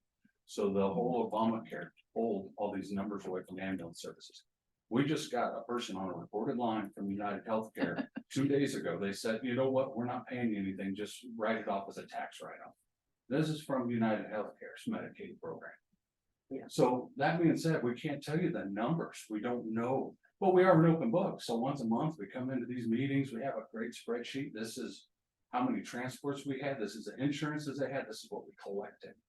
So a lot of the EMS, the volunteers, they think we're here to take over. We're not here. It's not all about the dollar. We'll make our money somewhere. We have to be something else, because it's not just ambulance transports. So hence why I started this with our K-9 division. We're here to help search and rescue. So I'm hoping that it's all in one here. Fire division wise here, it's not it, because we're structure protection. Like I was telling Little John, we don't do wildland fire stuff. But we're here for him. We're gonna send an ambulance to make sure all the firefighters are taken care of. When we went to Bishop, they actually bought 2 trucks. Not bought, that's a bad word. They asked for 2 trucks in our RFP, request for proposal. We sent 3. So when we got there, they said they're running 1 to 3 calls a day. We were averaging 9. So her and I are usually the backfill, critical, you know, whatever. So we'll just be the backup ambulance. So when we come into town, we try to hire within if anybody's looking for a job.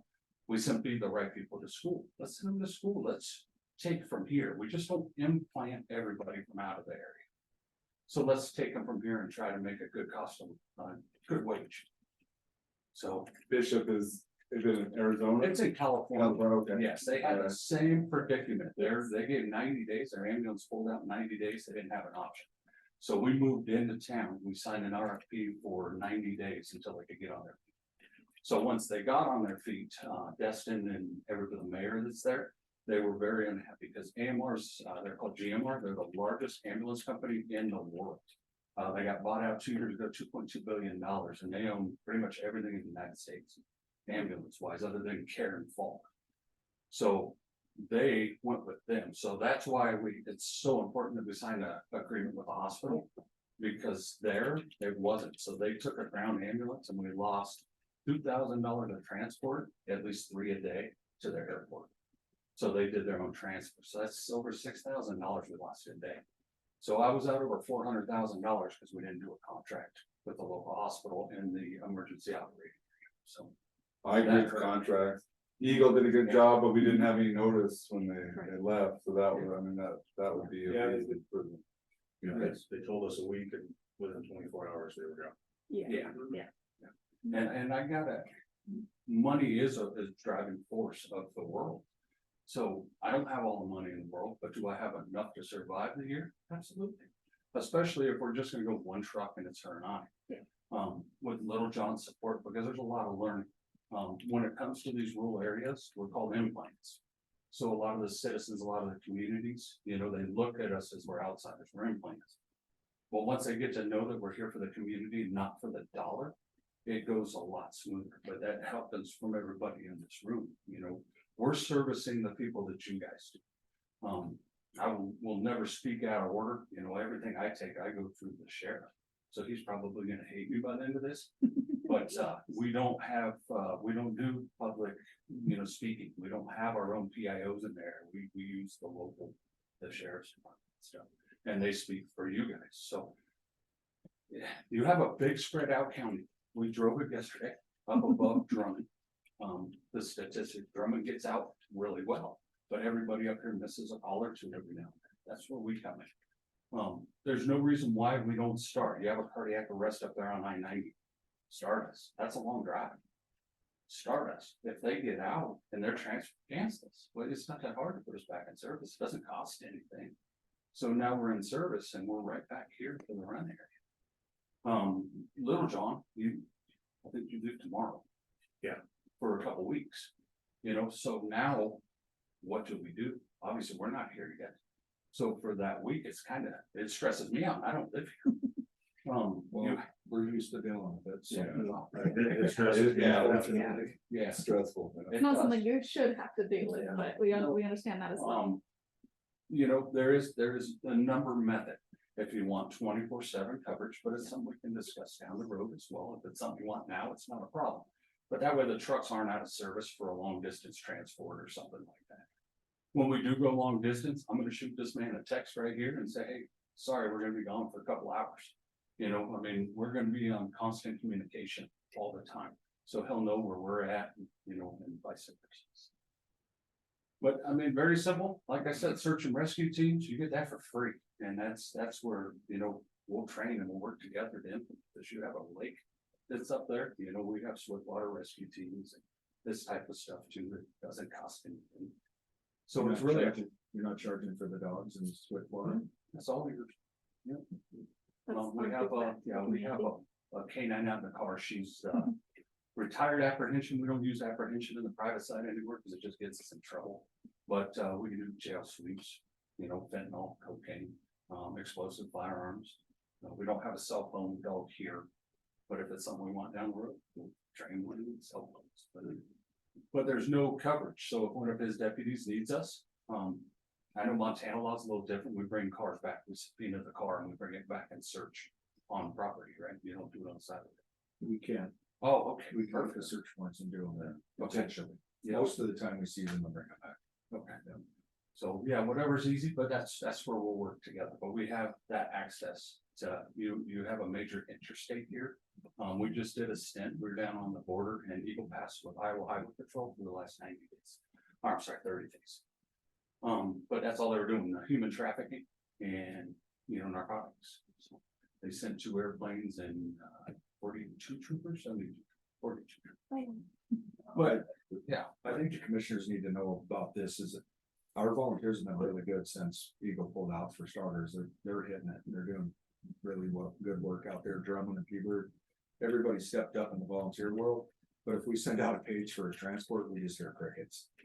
And nothing against those folks. They don't want to go spend 3 to 5 hours doing a transport. Yes. I was telling you guys earlier, I'm comfortable taking our only 911 resource out of town for that one. Mhm. I mean, we're the only transport from Georgetown and Maxville. Yeah. I know as soon as I send out a transport with our only ambulance, I'm gonna get another call in town. I've got nothing. Well, it could be that, Phillipsburg area, they want you as the main, but Drummond, they want you as like supplement. Right. Monica's on. Yeah, Absolutely. Monica, you want to comment on this? Hold on, Just a second, hold it. just hear to you yet. accept it. Okay, are you ready? Now we're on. Okay, I'm Monica Prince with the Drummond Ambulance. So I kind of feel like, this took us out of left field, that maybe this is a discussion that should have been had with the president of the ambulance before it got dumped on us that we needed to be at a commissioner meeting there. I have a lot of trust issues. Like, the last time this came up, we were supposed to get paged. And then, oh, Eagle's gonna stand down. They're going to do it. Yep.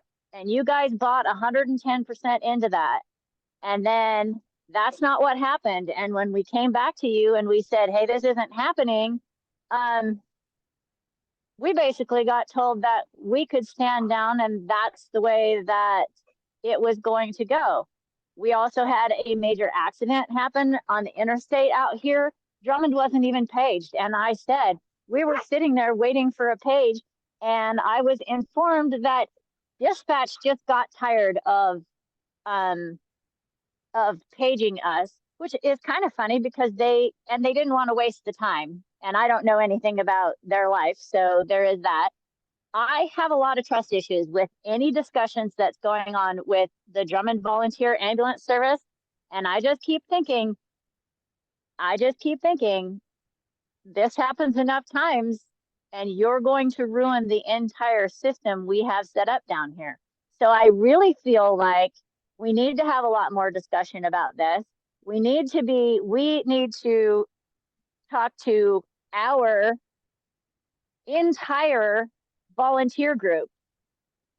Like, I feel like this came out of left field. So I kind of feel like this needs to be a discussion had, and there needs to be a lot of understanding as what's going to happen and what's not going to happen, and there needs to be follow through. It wasn't presented to be. Monica, it wasn't presented to be out of left field. When it got put on the agenda, I didn't even understand what it was, because the way you read it was just in transporting. If you read the agenda thing, it was to discuss transport service. So see this is. I know, I understand that. I understand that, but when you're asking me to tell you what I think, I'm just thinking that maybe we need to like backtrack this and have a discussion like with our entire crew and understand. I mean, I know that you didn't misrepresent what was going on. I get that. I get that. I'm sorry. It's nothing against you guys. Don't ever think that. Do you have a comment on her comment? No, the trust issue thing, Okay. that's all between you guys and her. Right, what, Us, we aren't doing that, so if you all wanted to do a contract, you do a first transit or a vehicle. Pretty simple, we're not here to take over anybody, but that anger is more with this group and not us, and you're more than welcome to talk about that. But I don't think I should put my input on that part of it, because that's a little.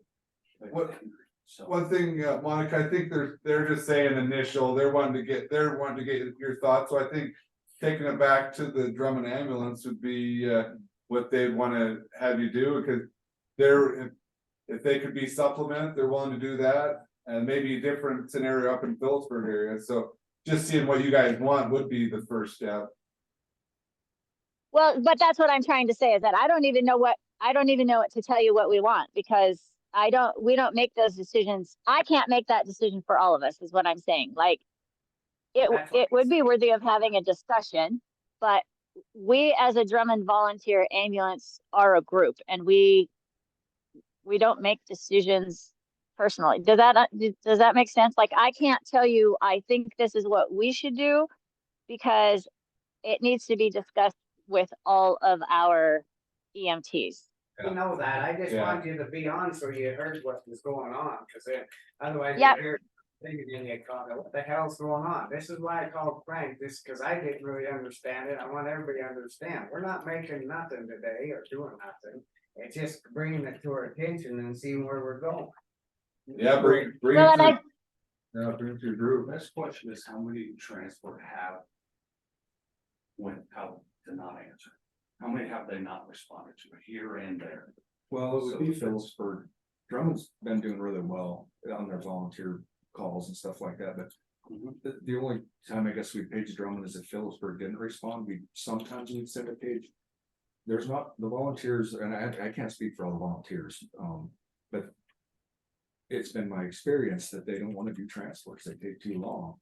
And if you guys wanted to do something with the hospital up here, that doesn't really even involve Drummond. I guess it would as far as who we page first and all that good business. But to defend my dispatchers a little bit, they're gonna page, they know who's gonna respond, and that's just a fact. In an emergency, if we step on a few toes in the process to get the people they hope they need, we're sorry about that, but we're gonna dispatch who's gonna respond as well, so. Okay, can I make a comment about the transports? Am I on? Go ahead. Okay, so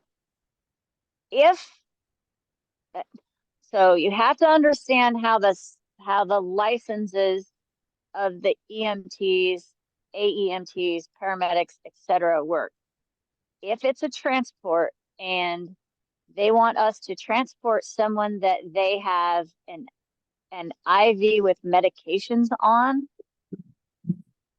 as an EMT, as an AEMT, I can only take some of those, and our BEMTs aren't licensed to monitor even the IVs with the patients. So if it's a transport, oftentimes they already have medications on board, whether it's pain medications or whatever. And technically we aren't licensed to take that patient. If you had a paramedic on board, yes, they would be licensed to take a patient with medications on board. So even if it's a transport, oftentimes we can't take it because the doctors have already got medications on board and they need to get an ambulance with a paramedic to transport. Does that make sense? Yes. Well, Okay, so if we say, well, go ahead. so if we say even if it's somebody that has, so say they break their femur, right?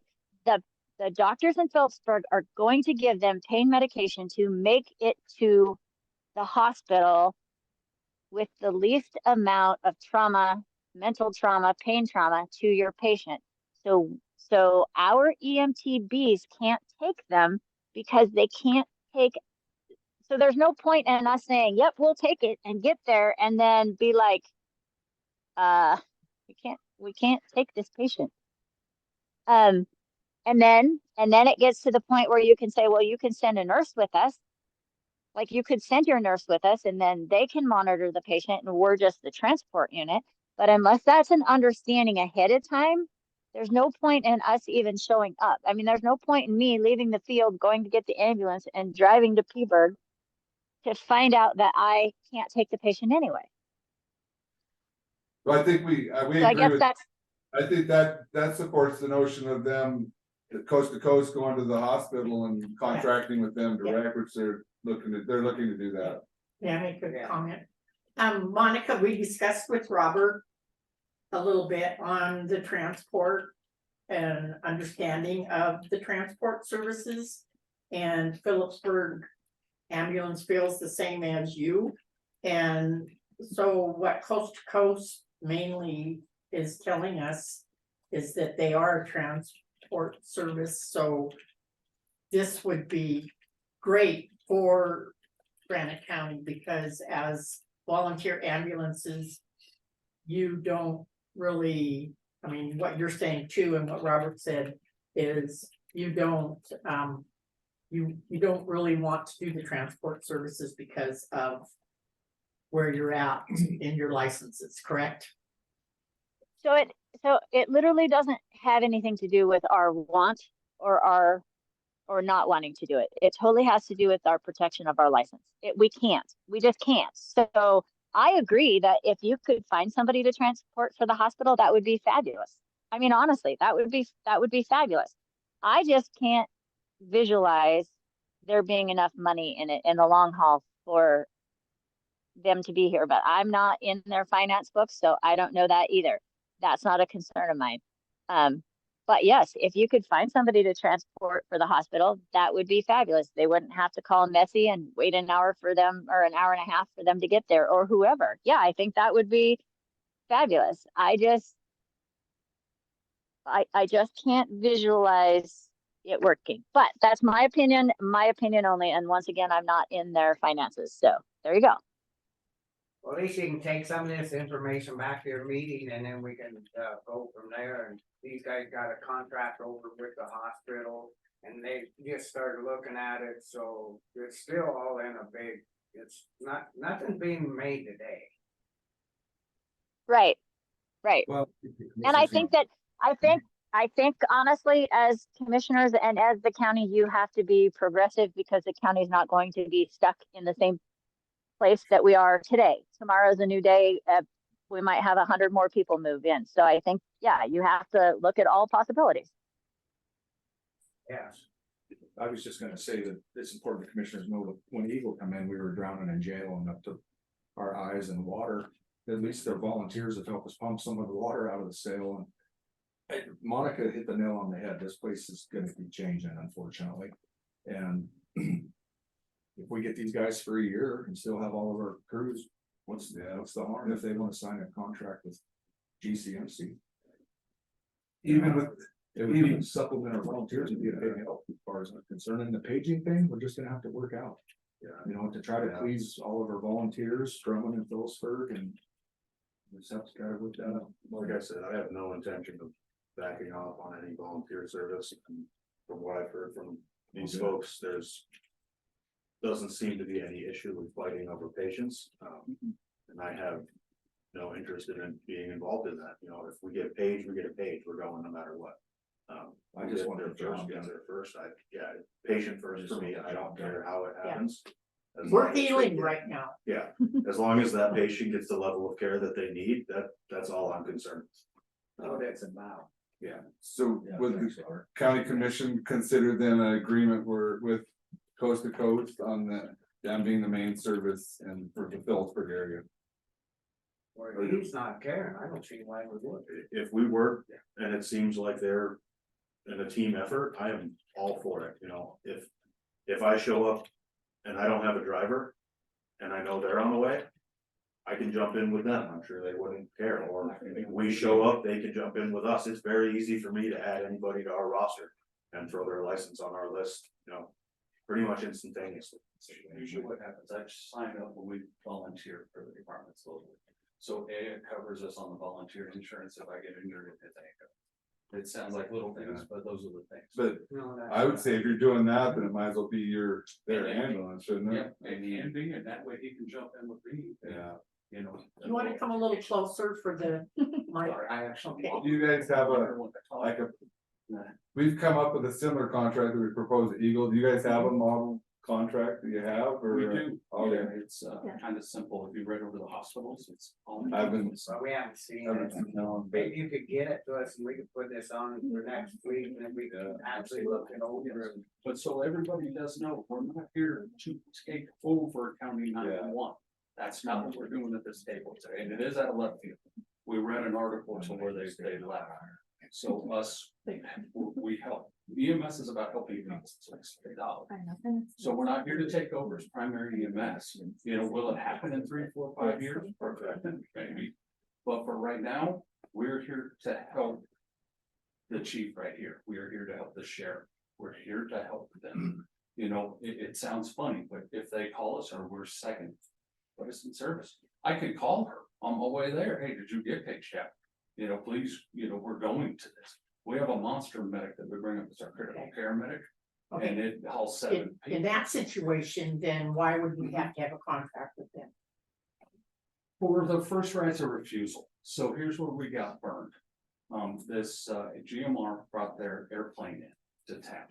And now they took all these, so we lost $6,000 a day.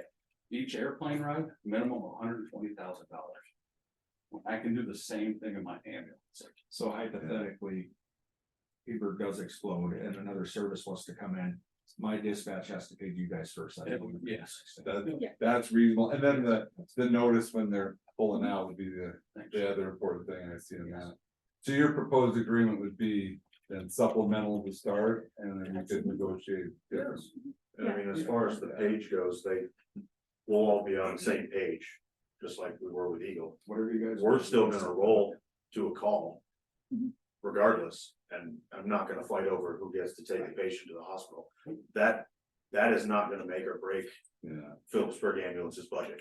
Okay, so By any means. is this contingent on whether or not a contract is signed with the hospital? Yes and no. So there's 2 ways that we can do it. The first would be signing a contract with the hospital. And that would, again, same thing, first right of refusal. So that way, if, you know, Phillipsburg is booming and we have 10 transports a day, they have to call us before they can call anyone else, right? And the hospital is its own entity. We don't, I know no one in this room controls that. The other way we can do it is a county contract, and we could exclude whatever we need to do. But that would give us the same right of refusal. And again, I'm not sure how Montana laws work. This works in a lot of other states, but that would also give us first right of refusal for, even if we just did Phillipsburg or the county, then the hospital is kind of forced to use us.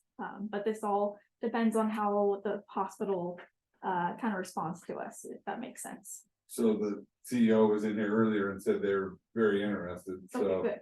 Yeah, what I see it is potentially a contract with them and then potentially a supplemental one with the county. Yeah, Is right. that- Yeah, I think so too. Yeah, wait, and see what they do and then bring them back. And if we can get a contract so we can look it over next week, we just will have an idea too. And the other thing we can do is we can do like 30 to 90 days. So if we need to change something, we're not locked down. And obviously, you know this a lot more than I do, but you know, we're not locked down on like one specific thing. I'd probably say 90 days so you can see how it goes, but Absolutely. I mean, like I said earlier, my only concern is just somebody up and leaving again in the middle of things. So that's where my concern lies with, again, I'm not gonna look towards backing off on our volunteer service. That's gonna stay constant no matter what in my mind, as long as I'm here. And talking with them, it doesn't seem like there's ever gonna be a battle of, oh, I wanna take it, we're gonna make the money off this. There's no money to be made for our ambulance. It's gonna give us, you know, gas for the week maybe, and that's not gonna make or break our service. If they wanna take them to the hospital, if they wanna take the transport to Missoula, it's not gonna hurt my volunteers and it's not gonna hurt my budget. Right. I'm there for the patient, I'll stabilize them. You know, if it's a load and go situation, we'll take them as soon as we get there, if we get there first. And, you know, I'll let them know, hey, you can put them back in service, we'll tell dispatch, they can send out the page. Or if we get there at the same time, we're all gonna be working together to make sure that patient gets the level of care that they need, whether that's them taking them, or it's just us bringing them up to the hospital here, so they can be ready for the next transport from the hospital, or vice versa. Whatever happens, that needs to happen in conjunction with them and working together, and I think we're kind of on the same page as that. I'm happy to have them around if they're willing to help us. Well, I appreciate all this. It's and I apologize for, you know, like them saying for getting it left field, you know, I didn't know what it was. I guess I should have looked into it a little more too. Well, this is just the initial, this is just initial and they can. No, I should have called this, Monica's still on. Yeah. I should have called Frank and Monica. I'm not gonna sit here and make. I didn't understand it until he explained, Robert explained it, after I heard that one called Frank, but Frank's busy. And I said, well, Monica could get on, so that's me,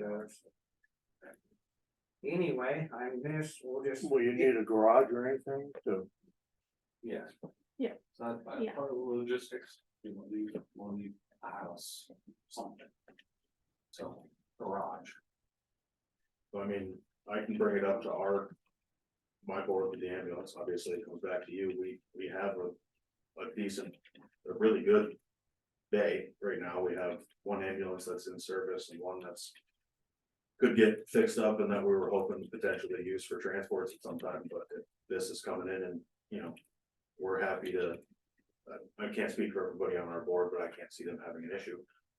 To house you at least in the interim until you guys get your feet under us here, or, you know, if it works out and we keep you in-house, then that's great with us. I mean, there's.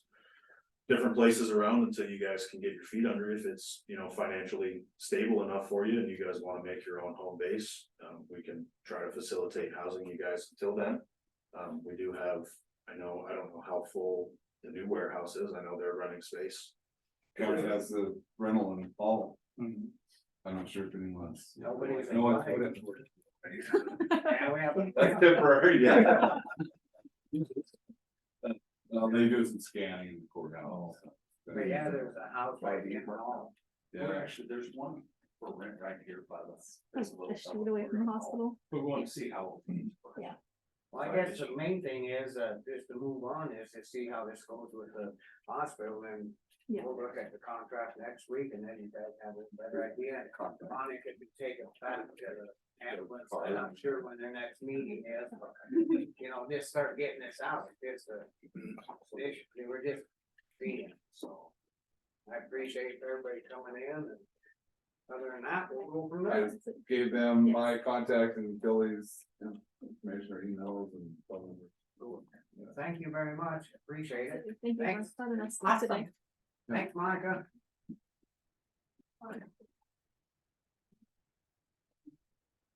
Thanks, everyone.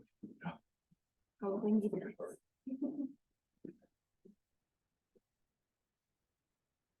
Right. Thank you. Yeah, nice meeting you. Yeah. Yeah. I'll get it to my cell phone and then I'll text you. All right, sounds good. This is the one that I put on there, that one. This other one. All right. Yeah, Thank you. I- All right. I do have Andy's. You didn't put that All on. right. Okay. Yeah. No, it was fine. It was. Good. I was thinking, Yeah. I was already, Thank you. I jumped in for that, Good. and I went back, was looking what the town letter, I've been really worked out. No, I meant the coast to coast one, I thought you didn't know about that.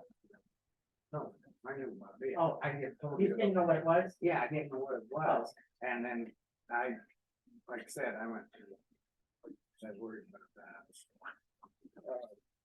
We'll go back to.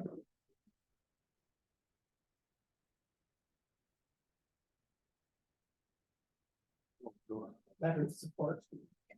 Yeah, we'll do the letter of support for Headwaters.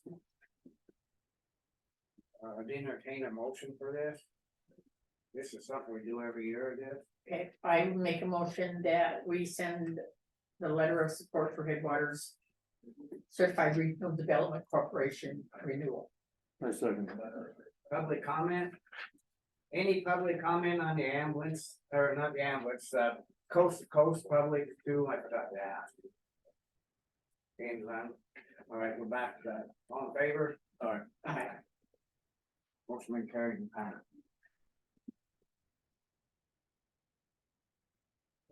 We can go off. I entertain a motion being done for today. Adjourn. Yeah. Yeah, we're the only two on anyway. Yeah, no, yeah. One's on there, so. Have a second? Second. All in favor? Aye. Carried and passed.